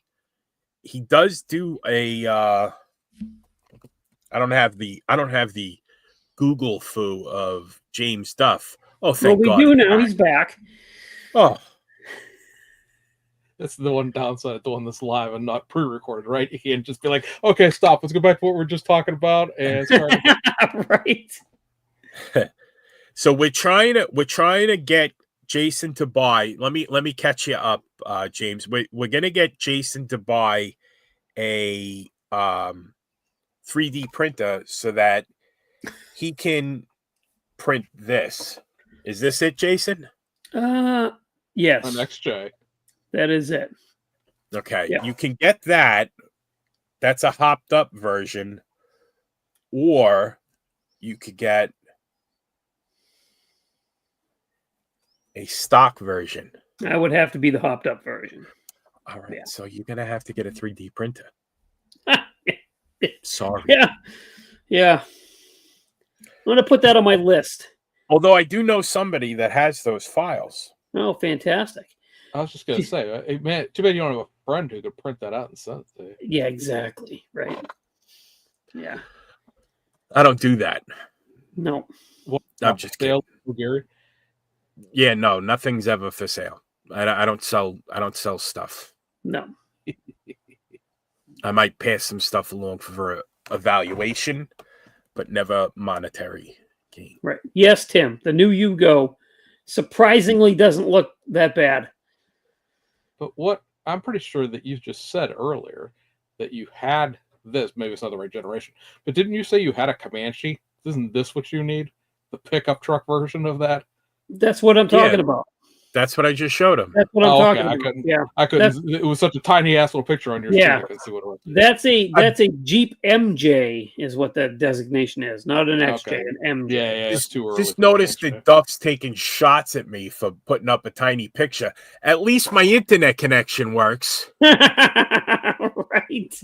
Yeah, well, that is what that is what living in the country is. Because I mean, he does make a two-door, an actual XJ coupe. Yes, I had one of those once. I have it. Got it. You have it? I have the file. Yeah. No kidding. They Andre Bizrodny released a file today that people are. Well, you might not be very happy about it if you own if you pay collector prices for Johan. Because it's a 1969 SC Rambler. Yeah, it's a good thing I'm not paying collector prices for anything. That horrible thing. Yeah, it was fast. It was. It was a fast car. I actually just built the Johan version of that car not too long ago. Yeah, I remember seeing that. Let's say for anybody who hasn't been paying attention, an SC Rambler, the 68 Javelin, and the 68 AMX. Yeah. So yeah, it's not scale models per se, but I mean at least you're getting the option. Yeah. Of some old they are AMCs. Models. Well, I mean they're not injected molded. Everybody wants. That's always one of the big things. Why can't we remake the Johan? AMCs and talk to Oki. Okay. Does he have the molds? I don't think so. I doubt it. No, nobody does. Nobody has any of this stuff. The whole, without going down a trail that makes me sound like I'm trashing the guy, the things that he put out, the kits that he put out, like the Fury police car and the Rambler station wagon and stuff like that, those were all new old stock stuff that he got when he bought whatever he bought. So yes, none of that he never made anything. Like he put vacuum form windows in the Plymouth police car. There was handwritten note on the instructions. I was going to put a slant 6 in here and this, that, and the other thing. He basically couldn't afford to do all that because he spent all his money getting the name, the Johan name, which of course the guys out in Ohio have now constituted a different Johan, which I like to colloquially call Fohan 1 and Fohan 2, because neither one of them are actually Johan, because none of them are releasing actual Johan properties, because Oki was at NNL East, and he had that Powell truck that he's doing, because there's no copyright attached to that thing, but it's 3D printed in resin. Okay, that's great, fine. And then he's doing something else, but it's 3D printed in resin. And of course, the guys out in Ohio, again, no shade on the Atomic City guys whatsoever, but all the stuff that they're doing is all 3D printed in resin. None of it is actually Johan property. Right. So stuff that people want back. What the hell are you talking about? Last NNL East I was at, I bought this off Oki. Right? What's that? It's a Johan. It's a promo. Oh. No, but what kind of car is it? I can't see. An old Cutlass. 75 Cutlass. Oh, okay. So he has a bunch of this stuff and T-shirts and some parts. He had a whole bunch of old Excel promo bodies at one point, all those 56 Pontiacs and stuff like that. Yes, exactly. Yeah. Now, this is just my opinion, and it's worth the price that you paid for it, but I think sooner rather than later, Mr.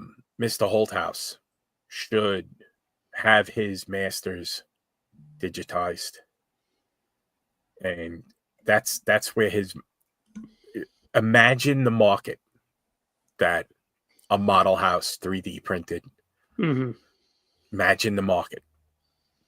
Go on eBay and look at the prices people are getting for that. And it's beautiful. Some of the most elegant stuff, but there's a finite amount of it out there. Yeah. And once the masters start to fall apart, they're lost forever. And I'm sure, you have folks like Andre who are creating models at a pretty good clip. He's coming out with a new model probably every 2 or 3 weeks. The most I've seen without a model from him, I think, was 3 weeks. And the man's in a war zone, for Pete's sake, you know. There's not a lot of people out there who are providing the files for those. There's a market opportunity there. Yeah. You know, I haven't seen, like, he does like Hudsons and Studebakers that are early 60s, but there are Buicks and Pontiacs that were model house that you could sell as 3D files. They'd probably be a nightmare to print something with the bat wings of a 59 GM. Right. I mean, that would probably be a nightmare to print, but somebody's going to figure it out. You know, it's one of those things where we have a community. Let's get this. Let's get this ball rolling. I agree. It's a great example of how screwed up the lineage of Johan's stuff is that George Totev, who was the founder of MPC back in the day, worked at Lindbergh when it was in Toledo under Kraft House, got together with a group of people that were going to bring back certain things, including that 75 holes that he was just showing, underneath the name IMC, Illinois Model Company, not like the IMC of the 1960s. That's a different IMC.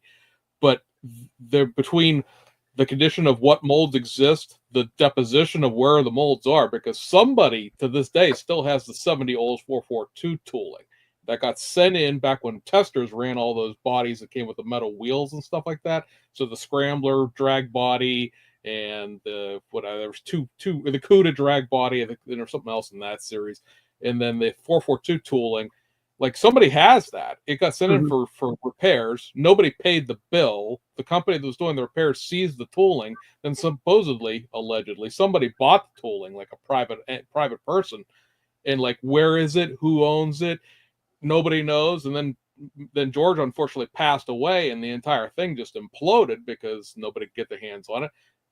Mobius, at one point, back when Winspur owned it, they were looking at pieces and parts of that tooling to do stuff with, and they washed their hands of it and gave up because there wasn't enough of it in existence to make a whole model kit. And like I said, the stuff that Oki sold was just pieces and parts that he had. He never had the money to do anything with.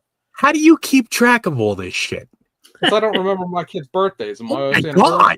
Yeah, I don't know if somebody's my first or second cousin, and you're talking about holy mackerel. It's impressive. I love the intrigue of like model kit history. It is. You do. I gotta be honest with you. You really do. You're like, you add this essence of mystery to all of this stuff. Now, let me pick your brain, Mr. Duff. Oh God. Is there any truth? Have you ever received any confirmation to the rumor that John Handley, that was his name, right? Yeah, Johan was bad. Was he bad at meeting payroll, and some of the tools might have been sold for scrap in order to pay like a foreman from the... I had heard that same thing when they shut down. That they inserts. That's why some of the tooling can't be run. The employees took the tooling and sold it. Yeah.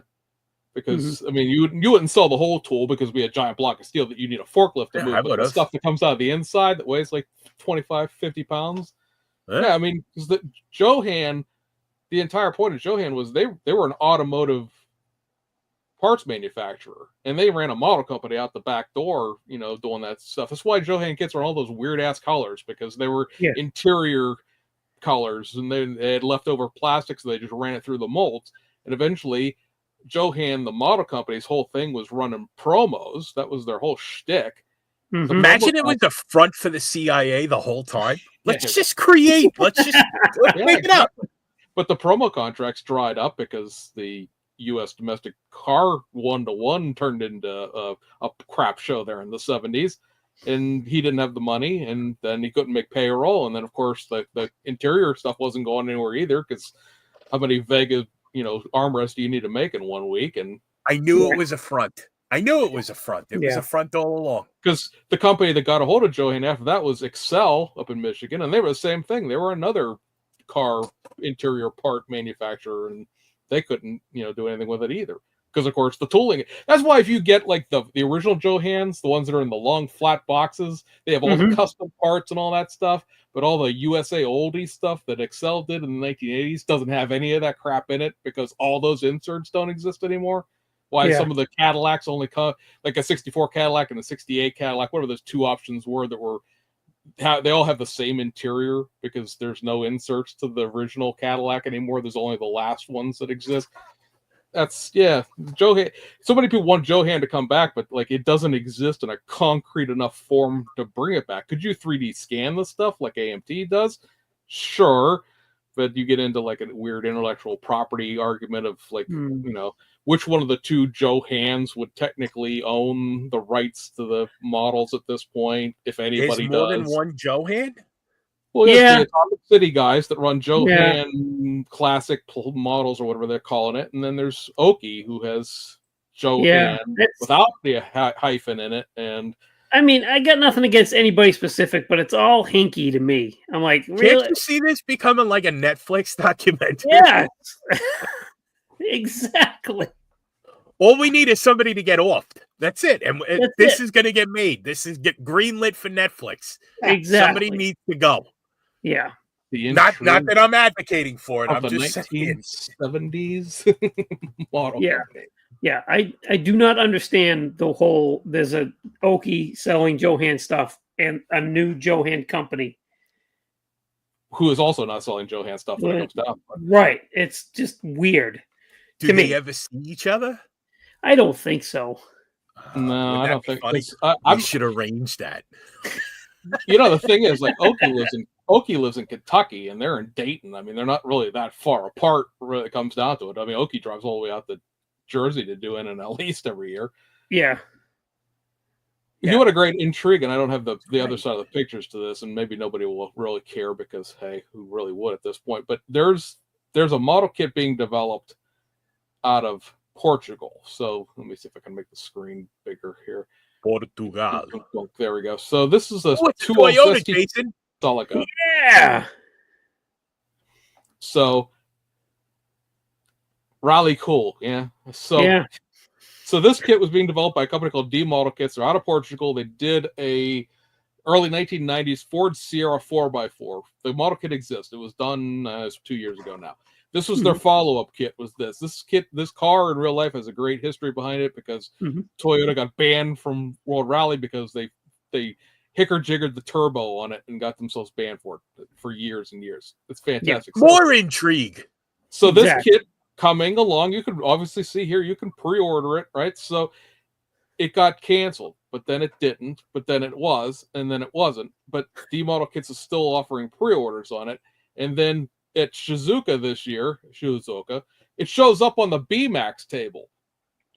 Just out of the blue. If you go back and you watch and you catch the reels, TikToks, whatever you want to call it, the BMAX made of their tables, there's two of them. And they pan around the tables and here's all the cool crap we're making. It's not there. But the next day it showed up. And if you have pictures from the next day, it's both bodies. There's a gravel version and a tarmac version. Both of them are sitting there on the BMAX booth. Who put them there?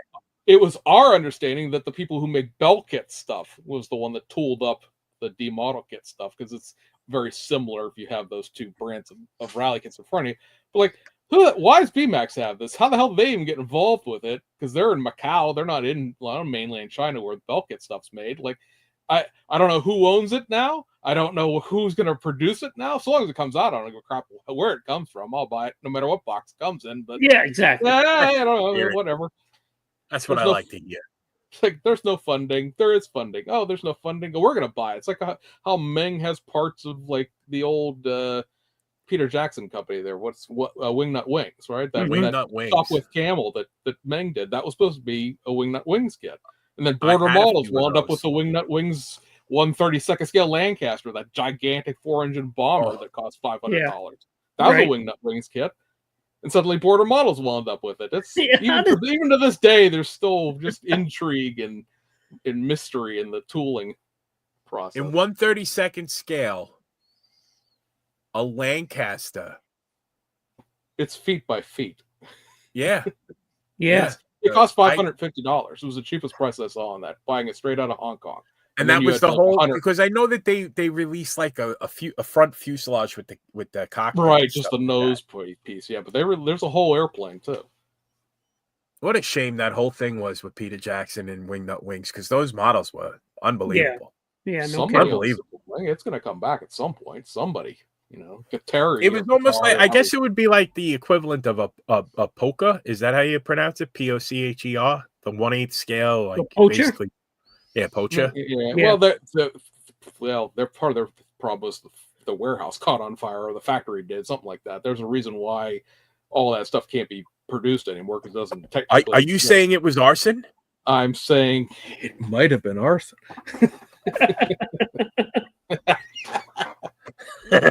Intrigue. We were saying this yesterday on the afternoon build. We were like, you can always tell how old we are because people show something on the screen. We're all like this. Yeah.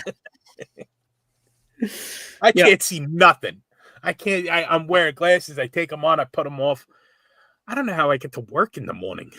Yeah. I prefer not to see stuff sometimes, so I just don't. I'm good. James, do you have anything coming out of Shizuoka? How do you pronounce it? Is it Shizuoka or is it Shizuka? Shazam? Yeah, there's like a little like trill in the vowels there, but yeah, you know what? I do. Hang on, let me see. You don't sound so excited about it. I'm ill prepared. Oh, all right. If I have to, I guess. Yeah. It's just that I don't know if you guys share. If I have to, I made a PowerPoint. So, all right. So, speaking of bell kits, since we were just talking about gotta have it. Rally Cool Group Build Part 2 here is the upcoming release of the Gazoo Racing Toyota Yaris Rally 1 Hybrid. So, intrigue, right? So, there's supposed to be a Ford RS200, which everybody remembers is a 1980s rear-engine Group B rally car. It was part of the reason Group B doesn't exist anymore because one went off at a crowd and killed a whole bunch of people. That's the next kit that Belkits is supposed to do. And then they said, oh, wait, we have 2 kits that we were offered limited chance to do, and so we jumped on them. Well, this is one of them. Now, the argument is like a Ford Puma, which is the current Ford Rally 1 hybrid platform, might be the other one, so that would be cool as well. But yeah, they're going to be doing this, and let's see which way I'm going to make sure my pictures are going the right direction. And so that's not it at all. There we go. So we get test shots of it as well. Yeah, looks like it's going to be in a gravel only configuration. Aftermarket will cut you on the tarmac if you care.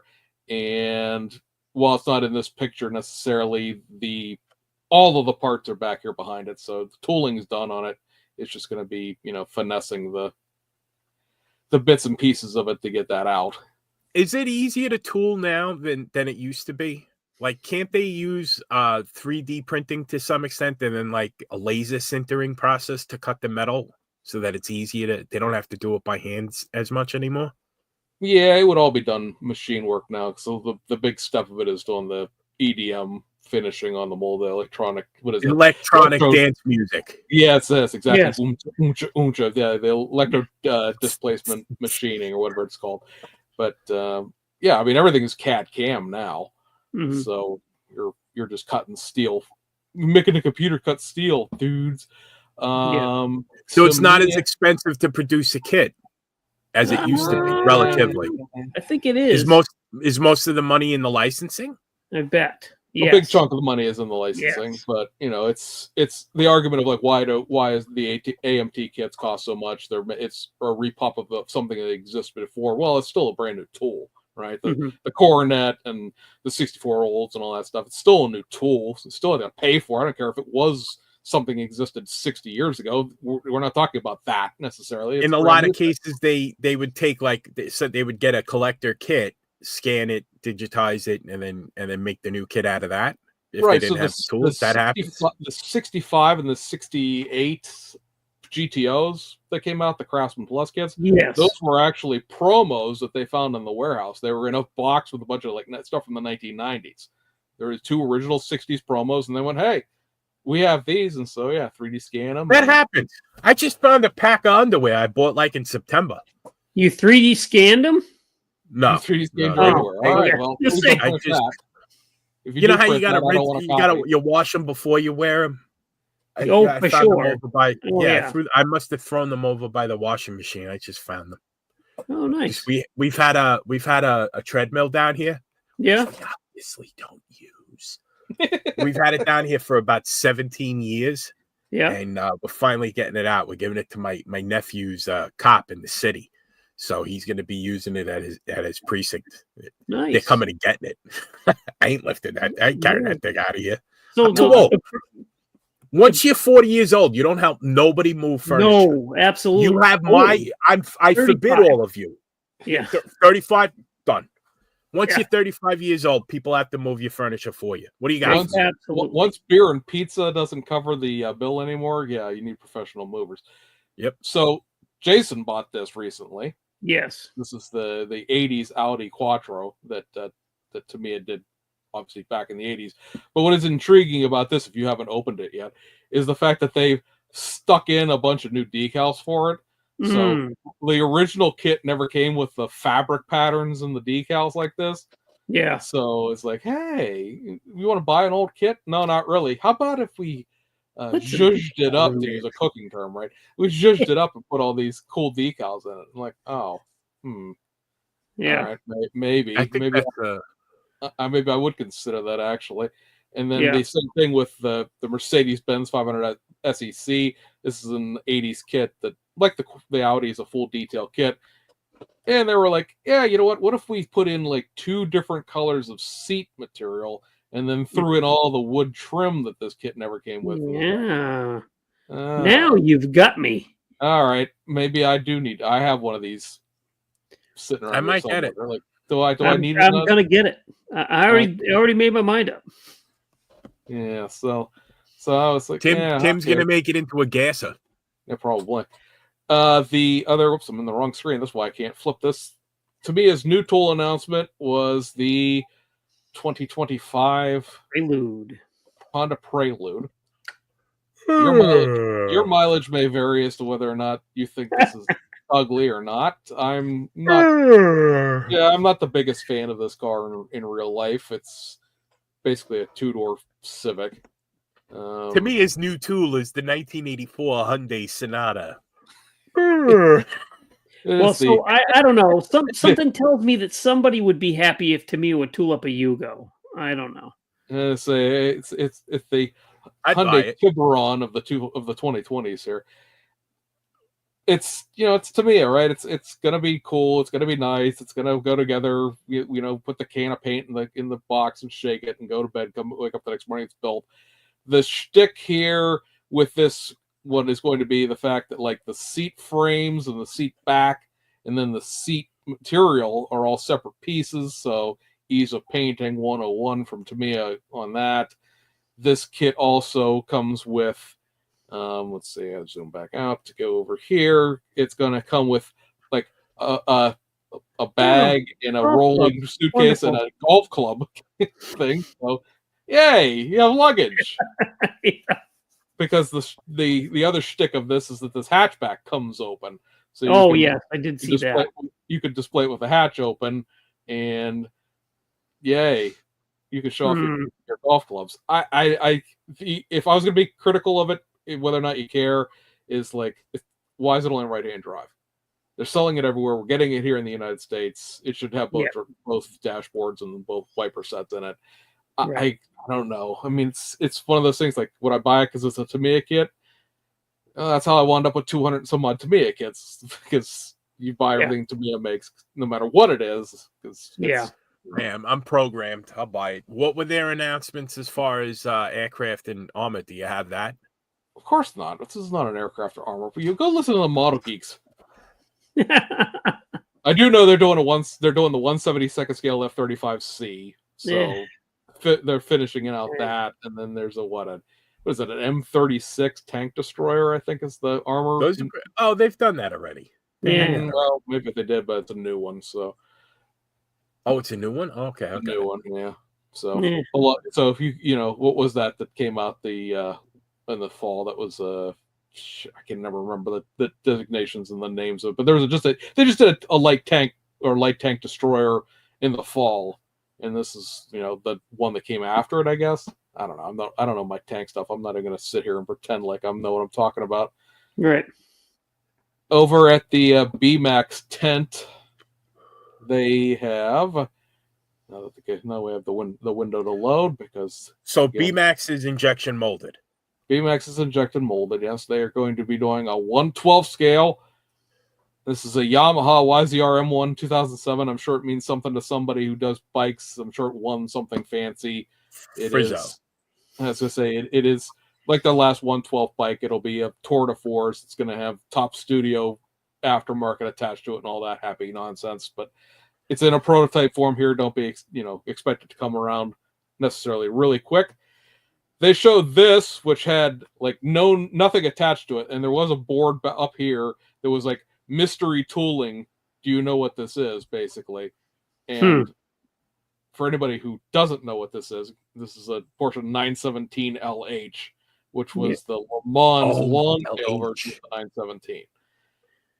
It is the hippie car. If you know your Porsche history, let's see, that is this picture here. So it's this car that had this crazy psychedelic paint job from the night. That looks fun to paint. Well, right. Wait, did you say Porsche? Chuck would love you. Porsche. I say pork because I know that annoys people more than pronouncing Porsche incorrectly does. But yeah, this was a second place finisher in 1970, 24 Hours of Le Mans. It's 1/12 scale, so it's gigantic. There's not that for it. And then also in the 1/12 realm, and this was announced earlier, they're doing a 787B, the Mazda car from 88 that won the 24 Hours of Le Mans. So another giant 12 scale. I know people get really, really excited about the big scale stuff. I don't know where the hell you're going to put it all. Because, I mean, the thing's going to be a foot long when it's done. Like, it's huge. Yeah. That's going to be an expensive kit, right? I would imagine it'll probably end up being, pushing over $100. But, like, if you have one of those little corner display cases that IKEA sells, the Dettel or Dextel or whatever the hell that thing's called, like, that's a shelf. They take up one shelf of that display case. Exactly. And over on the 1/24 scale, we've got the Hawaiian Tropic. I want to say this is 1970 as well. 24 Hours of Le Mans car. This is the car that Paul Newman drove with Dick Barber, of course, of Barber Racing School fame and all that. This will have a new body, new fenders. I love Hawaiian Tropic liveries. Other bits and pieces, so that's coming. That's cool. This is a reissue they just did the Pink Pig version of this car, the 2018 GTE Spec 911. The other team car to that was this Rothman's Heritage car. Obviously, it's not Rothman's livery, but it's all the painting thereof. I like that. So that's just a set of decals. This is the 1984 Paris-Dakar Rally. This is 959? This is a 953.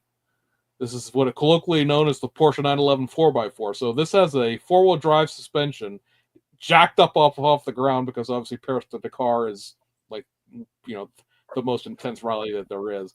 And I don't know what it was. It was 1,500 kilometers or something like that. It's horribly long. It's the whole length of Africa. This will have Rothman's livery and the photo etch set, I'm sure, because that's the shtick that BMAX does. All the stuff you're not allowed to have comes in the PE set. So this is based off of the 84 Rally Oman one they already did. It was just a regular 911 rally car. A lot of people don't realize that there is a 911 rally car, let alone a four-wheel drive version. But yeah, that'll be cool. I'm sure Tim will make a gasser out of it. And it looks like he already did. I say new tool kit coming. This is not a 2005. This placard's in the wrong place. This is a 1980 E21 BMW 320. And this is Group 5 car. So this is when the cars had all the crazy over fenders. That's a fastback. Basically, in this format, sure is. So this brand new toolkit is the 1980 DRM Westphalia Cup. Yay. I know that means nothing to nobody, but yeah, this will be fun because it's just the 320 is not nearly this boxy or this aerodynamic for that matter. It's basically got the fastback glass to it like a Monte Carlo did. Yeah, like an Aero Coupe. Yep, exactly. So yeah, that'll be fun. There's a bunch of liveries coming out for it from Decalcos already, which are all just terribly old and awful because liveries weren't what they were back then like they are now. Here's the body of the. That looks like something I could paint. You probably could. It would be It's full all of straight lines.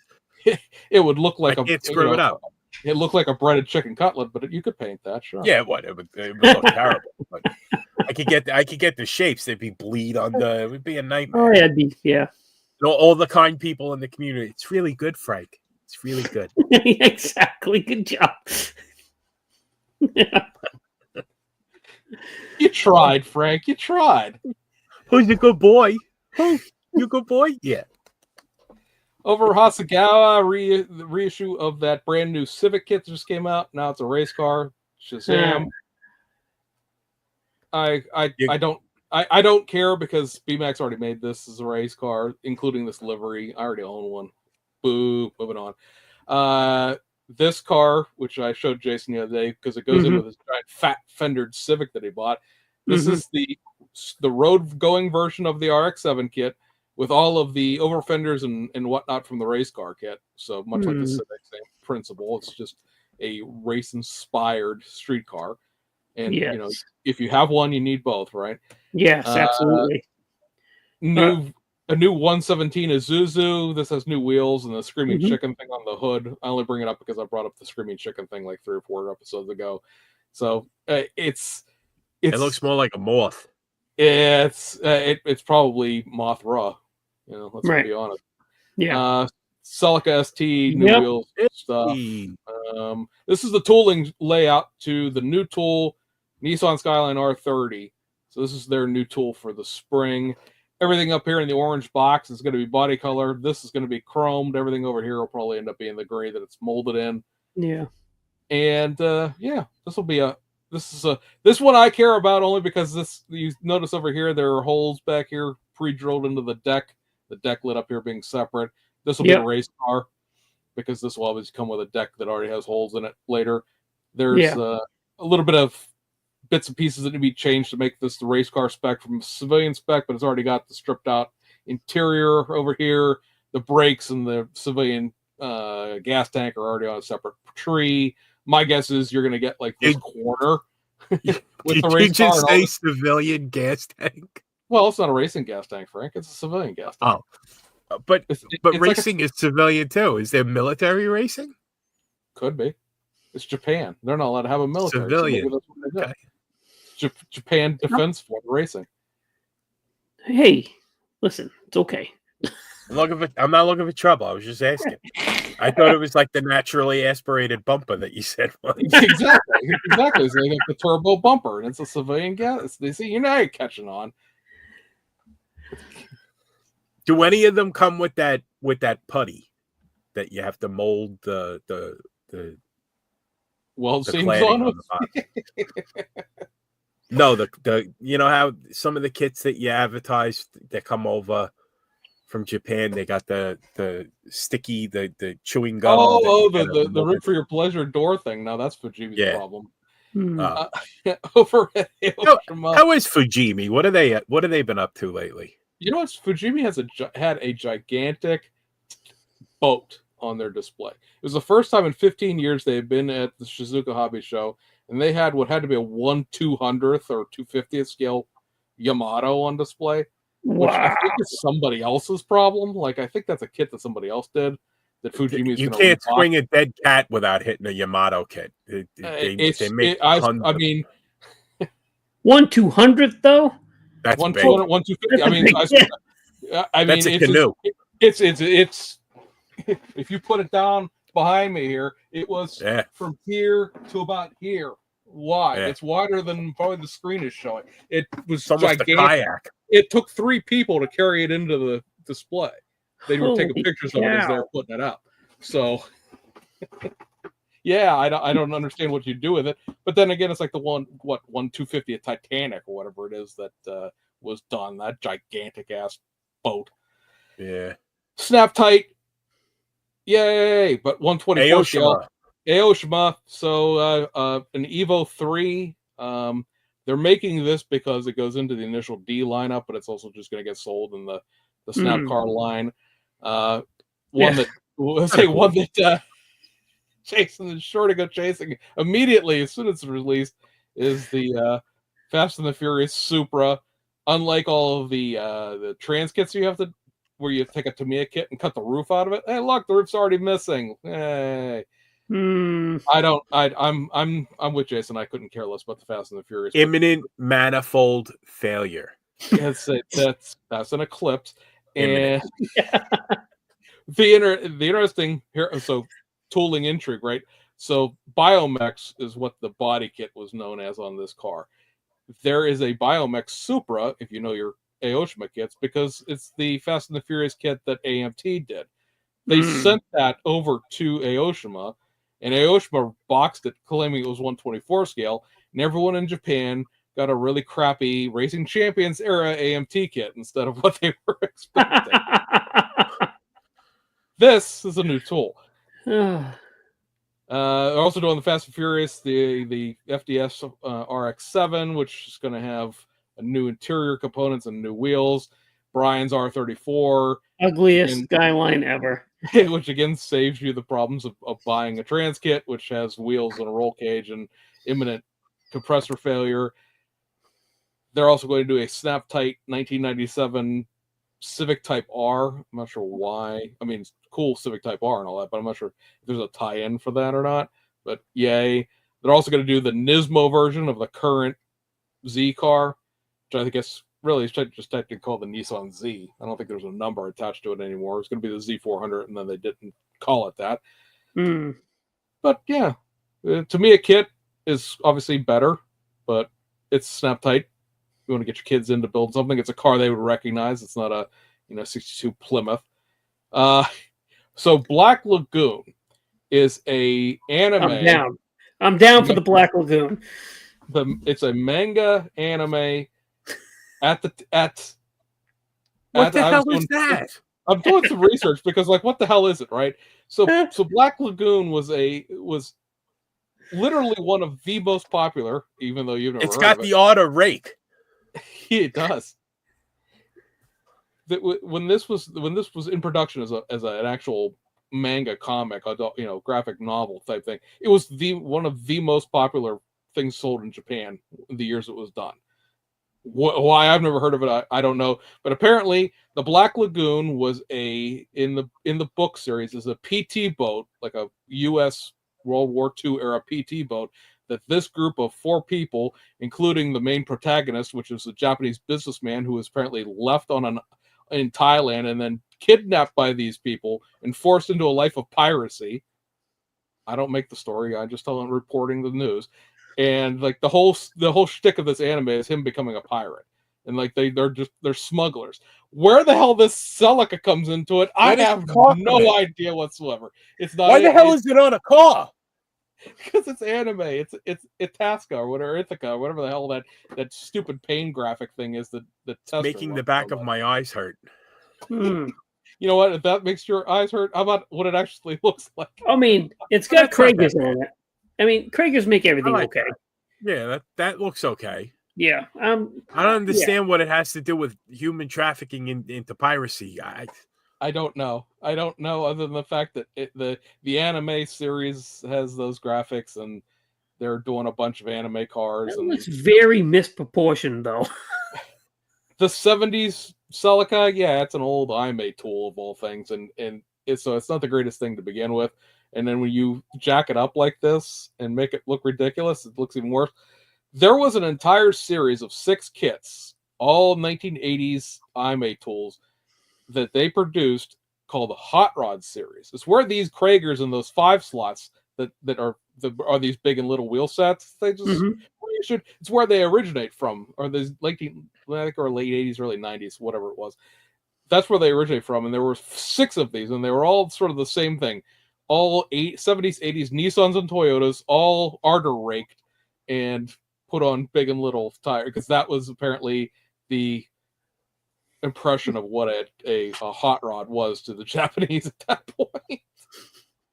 It's not that bad. I mean, it's that bad, Frank. It really is bad. It's like, but what I don't understand. Like, does it come with decals to put it on? Yes, they don't have that graphic that are in that screen. It has nothing to do with the It's story. so popular. It's like, I don't know. It's like It's like, you know what it is? It's like a mod top pattern on a broom handle. Who cares?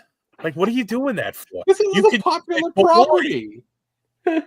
It's a popular. It was like I said. It was one of the most popular mangas. Put it on a pirate ship. So it's a. I mean, why do we have the Swedish bikini team for Budweiser? That didn't have anything to do with beer, but yet everything kept doing it. It's a Swedish bikini team. It sells itself. Wait a minute. You There's can put it on anything. team? You put it on a pencil case. There's there's teams for bikinis. Why are the eggplane girls on every single thing that Hasegawa does? I don't know. It's why does Hasegawa put 3D printed resin spoilers and chin spoilers on every flip? I know somebody who gets angry at the mention of eggplane. You know him too, Mr. Duff. Angry. Gets audibly and like genuinely angry at eggplanes.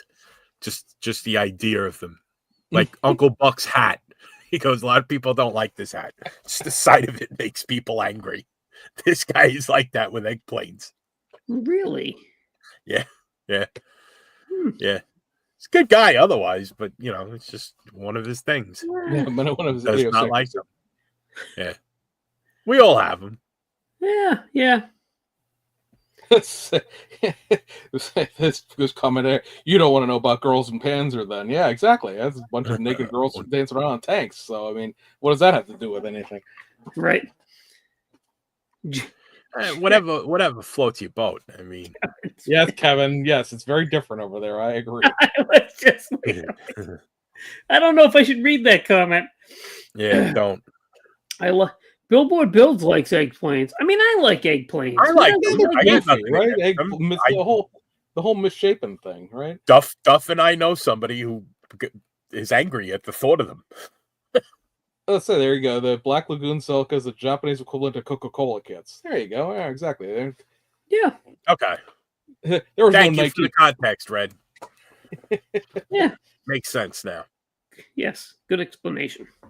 I would say Jason did a community question, and I promised I would answer this, and then I never made the video, so I'll do this real quick right now because I'm too lazy to make a video of it. It was the whole question is whether or not you feel that your model kits are good enough to go to contests. So as somebody who builds contest models, when I actually do build, and somebody who is a contest judge, I will simply say that there's always somebody better than you. Absolutely. So going to a contest thinking that your stuff's not good enough, well, yeah, there's going to be somebody's stuff's better than yours. And it's just the way it is. You're not Randy Dare, and there's, it's somebody's stuff to be better. If you're going there with that sort of mental, I don't know, loop of like, this is, I need to make this better. I need to make this good. Bring your stuff and display it. Go to an NNL where there's not a competition attached to it. If you're that's backed up on the concept that it's not good enough. Yeah. Is it good enough? I don't know. I'm sure you've experienced the same thing. Both of you experienced the same thing. You could take a model kit to 5 different contests, get first place, second place, third place, nothing, and get thrown out of the building on the last one. It's any given Saturday or Sunday. Who pissed in the judges' weed eats that morning and everything else that goes on. So I don't think that you can build to the best of your abilities and then take it and show it off to people. This is social aspect of this hobby. Competition aspect, yeah, okay. I've got plaques and ribbons and trinkets and stuff like that, but go to a contest, build it the best that you can, but go to the contest expecting not to get anything, and anything that you get is a happy surprise. I go to the contest. If you keep your expectations low, you're never disappointed. Exactly. You know what I mean? If you really want to make sure, leave before the awards. Yeah. Then you don't even know if you got anything, right? You don't know. Yeah, it Yeah. happens. You know, you get Sorry, the Jake. whole I build for myself. Like unless No. you're Frank over here who got suckered into building that demon or that duster or whatever the hell it even was. I didn't get it. They asked nicely, and I just Yeah, well, it was I know. Like I said in the comment I made to that video, I followed that build in real time, and we're getting a sanitized version of the build experience in these videos. Yeah. Let me tell you something. Now that he has the body, that body drove me crazy. Unless you're doing something like that, you're building for yourself. Unless It somebody's kept paying opening. you money or whatever, you're building for yourself. That's an out. Like I built for myself. Okay, I golf for myself, but like I don't want to be shitty at it. You know, I don't. I Right. bowl Yeah. for myself, but I'm not trying to bowl it into the 3 lanes over on purpose. You know, Yeah. because it relates to that other question you guys asked, where it was, do you feel like you should always be improving? And you got a lot of, you should be comfortable where you are. I'm not saying you should be leaps and bounds, but you should. Yeah, I'm going to hot take you here. You should be improving every single model you make. Incrementally. Otherwise, what's the point? Right, exactly. Like I'm not saying that you need to go from snap tight kit to world award winning, Famo. Yeah, exactly. Well, Famo, yeah. Or again, use Randy Dare because he's been on the show and everybody knows that Corvette that he built. Like you're not like you shouldn't go from there to there. That's not a leap that you're going to make, but you should, you should never be happy to level off, because if you do, you're going to get bored with the hobby and you're going to spiral out, and that's going to be the end of it, because I don't know, like you said, if you built, there's somebody at NNL East, NASCAR was the theme, and it was their day in the office that day, and they had, I don't know, 75 NASCAR, all from the same guy. God bless them for building them. I love NASCAR too, but that's I couldn't do that. I mean, it was over a lifetime, so maybe that's a couple a year, but still. Yeah, and it's also, but it's also a lifetime of sharing, because I remember Billy on the Model Cars magazine forum. That's where I first encountered him, and he was a much. I mean, this probably almost 20 years ago, much younger man, and I think it's wonderful to still see him. Yeah, I say hello to him at every show. I still don't think he knows who I am. I'm friends with him on Facebook. He just gives me a look like, yeah, hi, how you doing? I love him. Exactly. I love him. I do. I love the guy. Yeah. See, now my take on both of those things is, so if it's almost impossible to plateau. Even if you say to yourself, I'm happy where I am, I don't want to learn anything else. The more you do, the better you're going to get. It's inevitable. Right? So if you're comfortable and it's telling yourself that you're going to plateau and you're done, that it is what it is. But it's inevitable. The more you do something, the better you're going to get at it. And unless you're like me, then the more you do it, the worse you're going to get. There is a noticeable difference from the models that you've built. Like you used to show the models that you built, Jason. There is a tangible, noticeable difference. Yes. Once you started using 3D printed parts, once you started really getting in there and working on your paint jobs, you can see your progression and your growth within the hobby. And that's kind of what all of us want to see. Exactly. Yeah. In everybody that builds. We want to see things get better. Yeah. We want to see you progress. Right. As far as building for yourself, that's fine. If you are a hermit and you build a model and you look at it and you say, I like that, and put it on your shelf and nobody ever sees it, then you are building for yourself. But if you're building a model to put on a YouTube video, post on an Instagram page, put on a Facebook group, you are no longer just building for yourself. You're looking for some sort of a gratification or something, right? So in my opinion, that's not building for yourself. No, it's not. It's the logical equivalent. Like people who put their stuff out there to be seen and then it might not be received the way they want it to be received. If their reply is, well, I build for myself, so I don't care. That's the same thing as walking into a bar, ordering a shot of whiskey, and before drinking it saying, I drink alone in a crowded bar. It's the same thing. Like, no, you're not. You're in a bar. Yes. You know, like, I build for me. Then what are you doing on the internet with your models? Exactly. Yeah. You know? Yep. Oh, this didn't turn out the way I thought. I thought it was going to be a lot better received. Okay. Yeah, I'll say I fully understand the concept behind that. It is I don't give an F about what you think about what I did. They'd but say at the same that. time, if you're putting it out there in front of everybody, you do, at least to some extent, give enough what everybody thinks about it, or else you wouldn't be, sharing it. Yeah, and I kind of and Facebook especially became a very toxic place because somebody always had to say something about everything that you posted, and it was very rarely very complimentary. And I understand why that got people to sort of withdraw from, especially that's why Instagram for modeling is such a more friendly place than Facebook is to a certain extent. But at the same time, like, but if you're seeking external validation, even just a little bit of it, you're not really building for yourself, because you want somebody to say, do you see what I did? Do you like it? Tell me it's good, because I think, because like Frank will say, and everybody will say, I know everything that's wrong with this model kit. Everything on an intimate level, I know every single flipping thing that's wrong with it. I hate it. I can't stand it anymore. I don't want to see it again. But you really like it, and exactly. Yes. Yeah. And people got to realize that the model car community on Instagram is younger. It's a lot more vibrant. There's a lot more going on. It's a lot more diverse in terms of gender and stuff like that. Same thing with TikTok.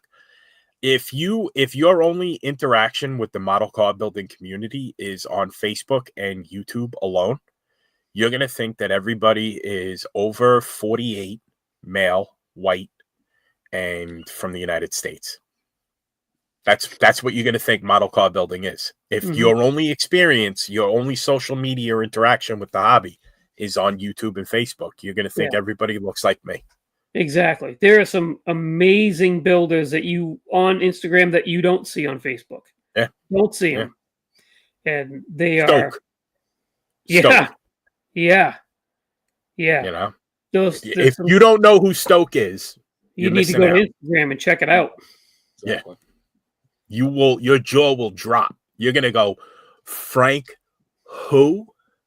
Yeah. That guy stinks. That guy's awful. Yes. Yeah. Matty Custom. Who else? So Nick Arvanites. Yes. He's amazing. He doesn't do YouTube, and he's not real. I don't think he does anything on Facebook. Nope. He's on Facebook. He's actually a member of Classic Plastic. Yep. I met him in person at NNL East. Yeah. Yeah. Kit Builder Chris. I bet you, probably a lot of the people in the chat and watching this don't know who those guys are. I highly recommend. You're missing out. You're missing out if you're not over on Instagram checking these guys out. I mean, you're going to think I'm garbage afterwards. Well, it's Stoke who will build a model and put up a bunch of pictures, but he always puts one picture with his finger in it, so you can tell it's a model. Yeah. That's how good it is. Yeah. It's crazy. Unbelievable. You'll see more of like Ryan Kaiser's work and Ricky Wallace, Rick the Builder. Just amazing stuff. You will see them a little bit on Facebook, but not as much as you will on Instagram. Instagram is a really, really good place to see some superb model cars. Daniel Valencia. You don't see much of him on Facebook. And there's a lot of group builds on Instagram that I didn't even know existed. Yeah. That's crazy. But then again, I need group builds. Like I need a whole. Yeah, exactly. Jason is another group build, like a. Yeah. Although I am gonna join yours, Jason. Oh, I appreciate that. When is your group build? When is your group build? Let everybody know. As we get on the last leg on the way out here, Jason, promote your group build since you just dropped the video for it. Okay, so the Street Machine group build, it runs from June 1st to December 31st. Open to anything Street Machine. Definition of a Street Machine is 49 and newer with at least one mechanical modification. But you can do anything. You can do full-blown Pro Streets, or you can just build a stock Camaro Super Sport and put Kragers on it. You got a Street Machine. I changed the spark plugs. Yellow wire. I put hotter spark plugs in. Yeah, yellow wire. I put the air cover on upside down. Yeah. This year, I decided that it would be cool to. So in years past, I've just, here's a group build. Let's all have fun doing it. Make videos, and that was the end of it. But I think this year, after talking to a couple of people, they thought, you know what would be cool is if there was some sort of a group, like an end result, right? So since I started my Facebook page this year, I've asked people to, you don't have to post your stuff on Facebook, although it will work out if you don't have a YouTube channel. But for my Facebook group, I created a album. Everybody can put a picture of their final build in that album, and then I'm going to collect it all and have a slideshow for my first video of the year of everybody that finished their Street Machine group build this year. I actually finished yours on time. Yours was the last one that I finished on time. Yeah, and yeah, it thing was killer too. I'm probably gonna start yours in December again, like I did the last one. Perfect. Perfect. Yeah, I got 5 Porsches, I got 46 Porsches to build. Yeah, so now the Porsche group build is also starting June 1st, but it only goes until September 31st. So that's Chuck and BG's baby, the Porsche group. You guys are that possible. You guys are that powerful that you can add an extra day to September. That is. What did I say? September 31st. Oh, did I say that? Yes. Yeah. We're that powerful. Yes. Yeah, throw one in there. Yes. The question coming up here: if it's a Street Machine, no slicks. Technically, no, unless you can find somebody that can 3D print you some DOT slicks. But that's tough. I try not to get that picky with rules. Like I say, the only 2 things I don't want in the group build are big rigs and motorcycles. You can do a lifted truck. You can do a Pro Street Thunderbird. You can do foreign cars. I'm going to do the Fiat Abarth for one of my Street Machine group builds. Jeez, Frank's head whipped around so fast. I know. I do that. I know. I'm going to hurt myself one day. Yeah. Everything you guys say is always over here. So. Is your vision blurry now? Yeah, I'm dizzy. But that could be one of the I'm dizzy all the time. I really am. I don't know what's wrong. I think I got like a head. I guess the bottom line is I don't want to get that nitpicky. If you build something that's got slicks on it, whatever. I mean, it is what it is. But yeah, what is he gonna do? Beat you up? Yeah, exactly. Yeah, I'm not gonna let you in. You can't be in the club. Put him on a drill and put a couple of grooves in him. You know, etch him in. There you go. There you go. Bob's your uncle. Yeah. There you go. Boom, Bob's your uncle. So yeah, that's basically. I do it every year. I think it's fun. Red, you definitely should. The SC Rambler, you should definitely download it. Andre's kits are now featuring antennas. 3D printed antennas. Sick. So did you get one to print successfully? I know that Tester did when he did his AMX. I was going to say 4. I got 4 to print successfully. So perfect. You get it to print successfully, and then it gets snapped off in shipping. Ooh. An antenna, and let's see the base. That's what's important to me. Oh, that looks like a. Oh, there it is. I'm going to use Sort that of. for every car. I'm going to use this for every car that I build because I tend to put antennas on. And I don't feel like I hate working with the what is that? The Albion alloys. It's a pain in the ass. Yeah. Ooh, I made a naughty word. Ooh. Ooh. We get yelled at. Mr. Duff, we get yelled at on Sundays if we curse. And Justin Ryan's always the first one Well, to curse. no, that's not true. You don't get yelled at if you curse. You get yelled at if you start talking in detail about sitting on body parts. Is there a curse jar like the end of the year? We go out to Christmas dinner. Tips from the curse jar. You know, they don't even have to bother. It's going to be on me and Justin. Yeah, basically. Yes, the first there was a lull in the conversation on the first episode that I was on, and I was mad that nobody warned me that after you reach a certain age, sitting on a certain body parts, a certain couple of body parts was possible. I didn't know that, and I was very angry. Good night, folks. Yeah, exactly. And James Tester, I'm so sorry. I didn't say.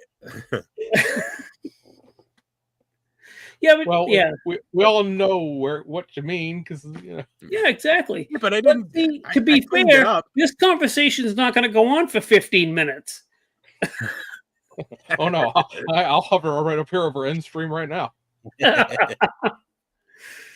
Oh goodness, good time. Right. So, Jason, I really appreciate you coming on. This was a year in the making, chasing him down at NLE's last year and slowly but surely beating him into submission until he did it.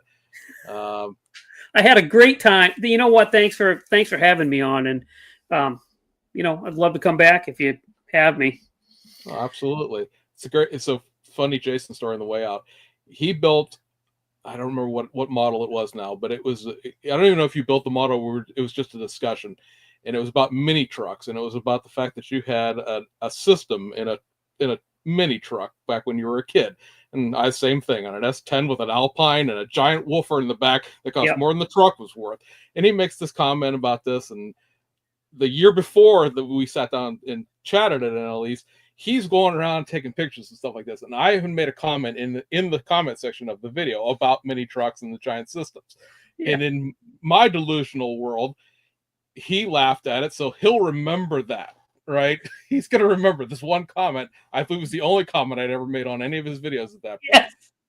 And I walk up to him as he's taking pictures and stuff, and I'm like, hey, I made some comment about the mini trucks, and he could not have looked more disgusted that I had walked up to him and said something, because he was busy. He had no idea who I was. I didn't introduce myself. I didn't say, hey, I'm this guy. I just assumed the hell didn't remember that comment from me. Like, it's still no attachments to my face or like anything like that. But yeah, that's your face is in your but still, like, YouTube. Yeah, but I mean, but it's this big. It's that big, and like, Frank, if somebody made a comment to you and like off the side, it wasn't even what he was doing, right? It's I do that to you guys all the time, because usually I'll talk to you guys about the actual content of your build. I'll just throw something funny in that's a side reference to show that I watched the whole video.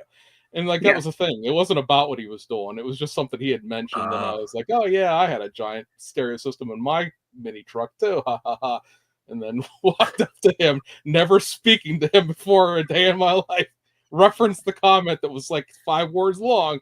He's like, yeah, it was, and it wasn't who is that guy? It wasn't discussed. It was more like, oh boy, here we go. Here we go. Yeah. Do you get that a lot at shows, Jason? I get a lot of people that come up to me and want to introduce themselves, and that's fantastic. That's what I want to happen. I love that. I like that. It was like the first time I met you in person. I handed you the last ever shop card ever. Yep. That left this shop. It's like one of the having those type of conversations. It's that great. Went for $75 on eBay. Oh, nice, cool. I'm just kidding. All right, well, let me know when you need another one. It's like, obviously it worked out between me and James, right? We're friends now, and it's It's great. But when you're trying to make a video and somebody steps in front of you and goes, "Hey, I know you. Yep. I recognize that voice. Yep. Where are your models at?" It's like, okay, I really am happy to meet you, but I'm doing something. You want to hear a fun? I know we're running late, but this is a funny story from NNL East. The guy walks up to me, and he's got his daughter with him, and he goes, "She's a really big fan of yours." And my heart melted. You know how much of a sap I am. So I take a picture with her, and I had the Porsches with me. I said, "Pick one." So she took one of them. The guy goes to me, he goes, "You know, you sold. I really like the decals you sold me on eBay." What are you talking about? I took me back. I haven't sold anything on eBay since probably 2006, and it wasn't decals. He goes, "Yeah, I got decals in the mail, and your shop card was in it." What are you talking about? Somebody used my shop card as a backer, like to make it firm to shift the decals out. I was hysterical laughing. Wow. Somebody said, because me, like, all you got to do is email me, and can I have a shop card? Yeah, I'll send you a shop card. They use it to be like a mail backer. I'm hysterical. Like, thank God the decals got there okay. Yeah, right? I want my money back. What are you talking about? Send this to me. Nice. That's the last thing I need. That would be that. That's exactly what I said to the guy. I go, "That's so typical of my life." Right. Know? Can I have a shop card? Yeah, I'll send you one. And then they use it to, yeah. And my fingerprints are on it. They make molds, and they even make crime scenes. That's the kind of stuff that happens to me. Oh boy. I could just see, not only does this guy have, if it came through bad, right? Not only does this guy have a giant negative, like, you sent me a bunch of crappy decals, but then Frank's getting bad mouth across the wilds of the internet. Yeah, right. It happens. He was so arrogant, he sent me this shop card. Like, what the hell is this thing for? Decals are wet. Yeah, you could. Half of them were ripped. It was ridiculous. Yeah, that would be something. And it was such a wonderful, like, meeting a fan. Like a little kid that was a fan. She was so cute. I was like, yeah, take them all. Pick a Porsche, whatever you want. I'll tell you what, I've had people come up to me and want their picture taken, want me to autograph stuff, and it's crazy to me. Yeah. Me? He wanted me to take a picture with her. I took a picture with her. That's coming next year. Frank made Marcos sign a bottle of thinner and made Sean sign that truck. I did. I don't know what. Don't bring anything with you that you give to him, because he'll make you sign it on the way out the door. No, I made him sign that. I got the shop card that I used to back up some decals on eBay.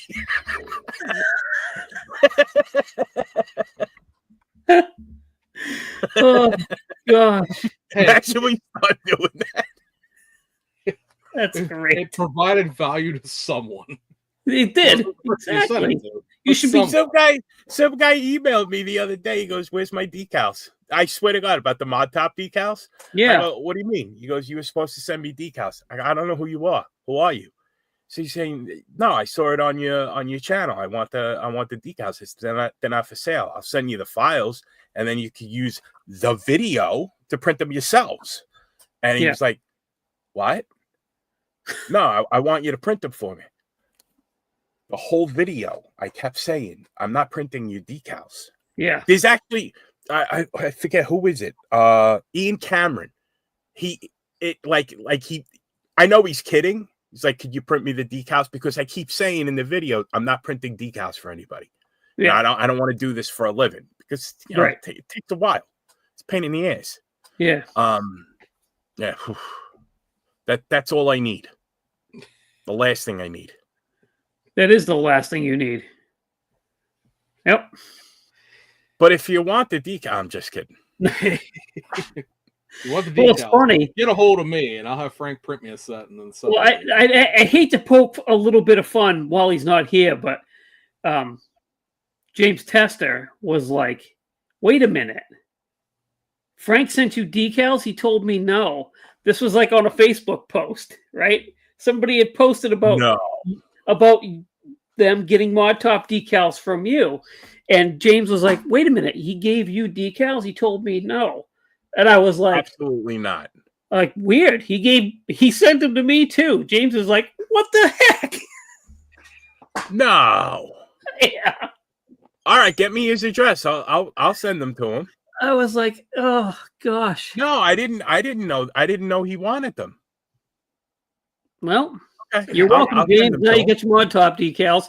I didn't know. I had no idea. Yeah, absolutely, I will. So But sad. James, I I will. would have said something like, "Hey, you know, Frank." He said, Yeah, but not for some rando from the comment section.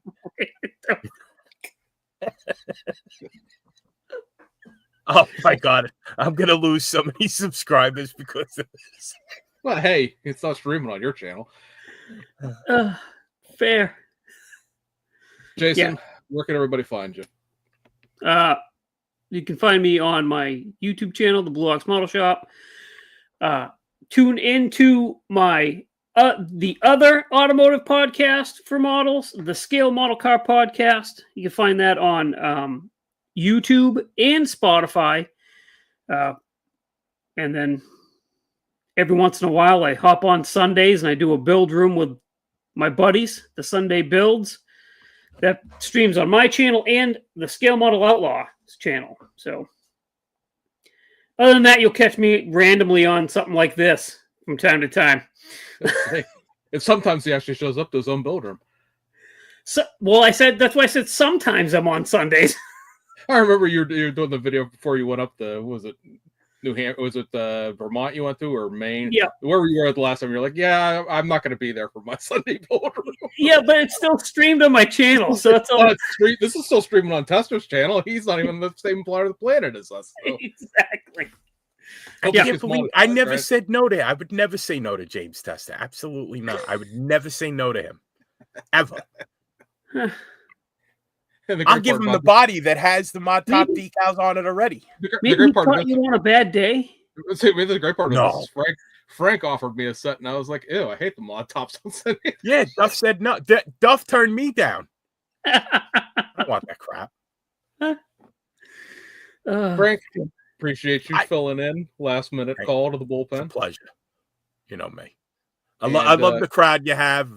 If I'm not on screen, I'm in the chat screwing around with them. So you're screwing us up one way or the other, here, there, wherever. Although when you and Tim can't stack comments, it's a little more quiet. And to everybody's watching, I hate to turn the stream off because there's 60 people watching, and we don't get as many people normally. For hour 3, no, but it's 2.5 hours in, and we still got 60 people. Apparently, this is the secret. Sorry, maybe I should talk about sitting on stuff. Sorry, that's how you're going to end this real quick. I was trying to hold it a little longer because Sean was like, hey, if I get home early, I'll come on the stream. And oh, well. Anyway, guys, we appreciate everybody joining us tonight. And we'll be back in 2 weeks with Irvin Arter Jr. And we should have the regular crew back by then as well. So appreciate everybody joining. And we'll see you guys on the other side. See you guys. Take care.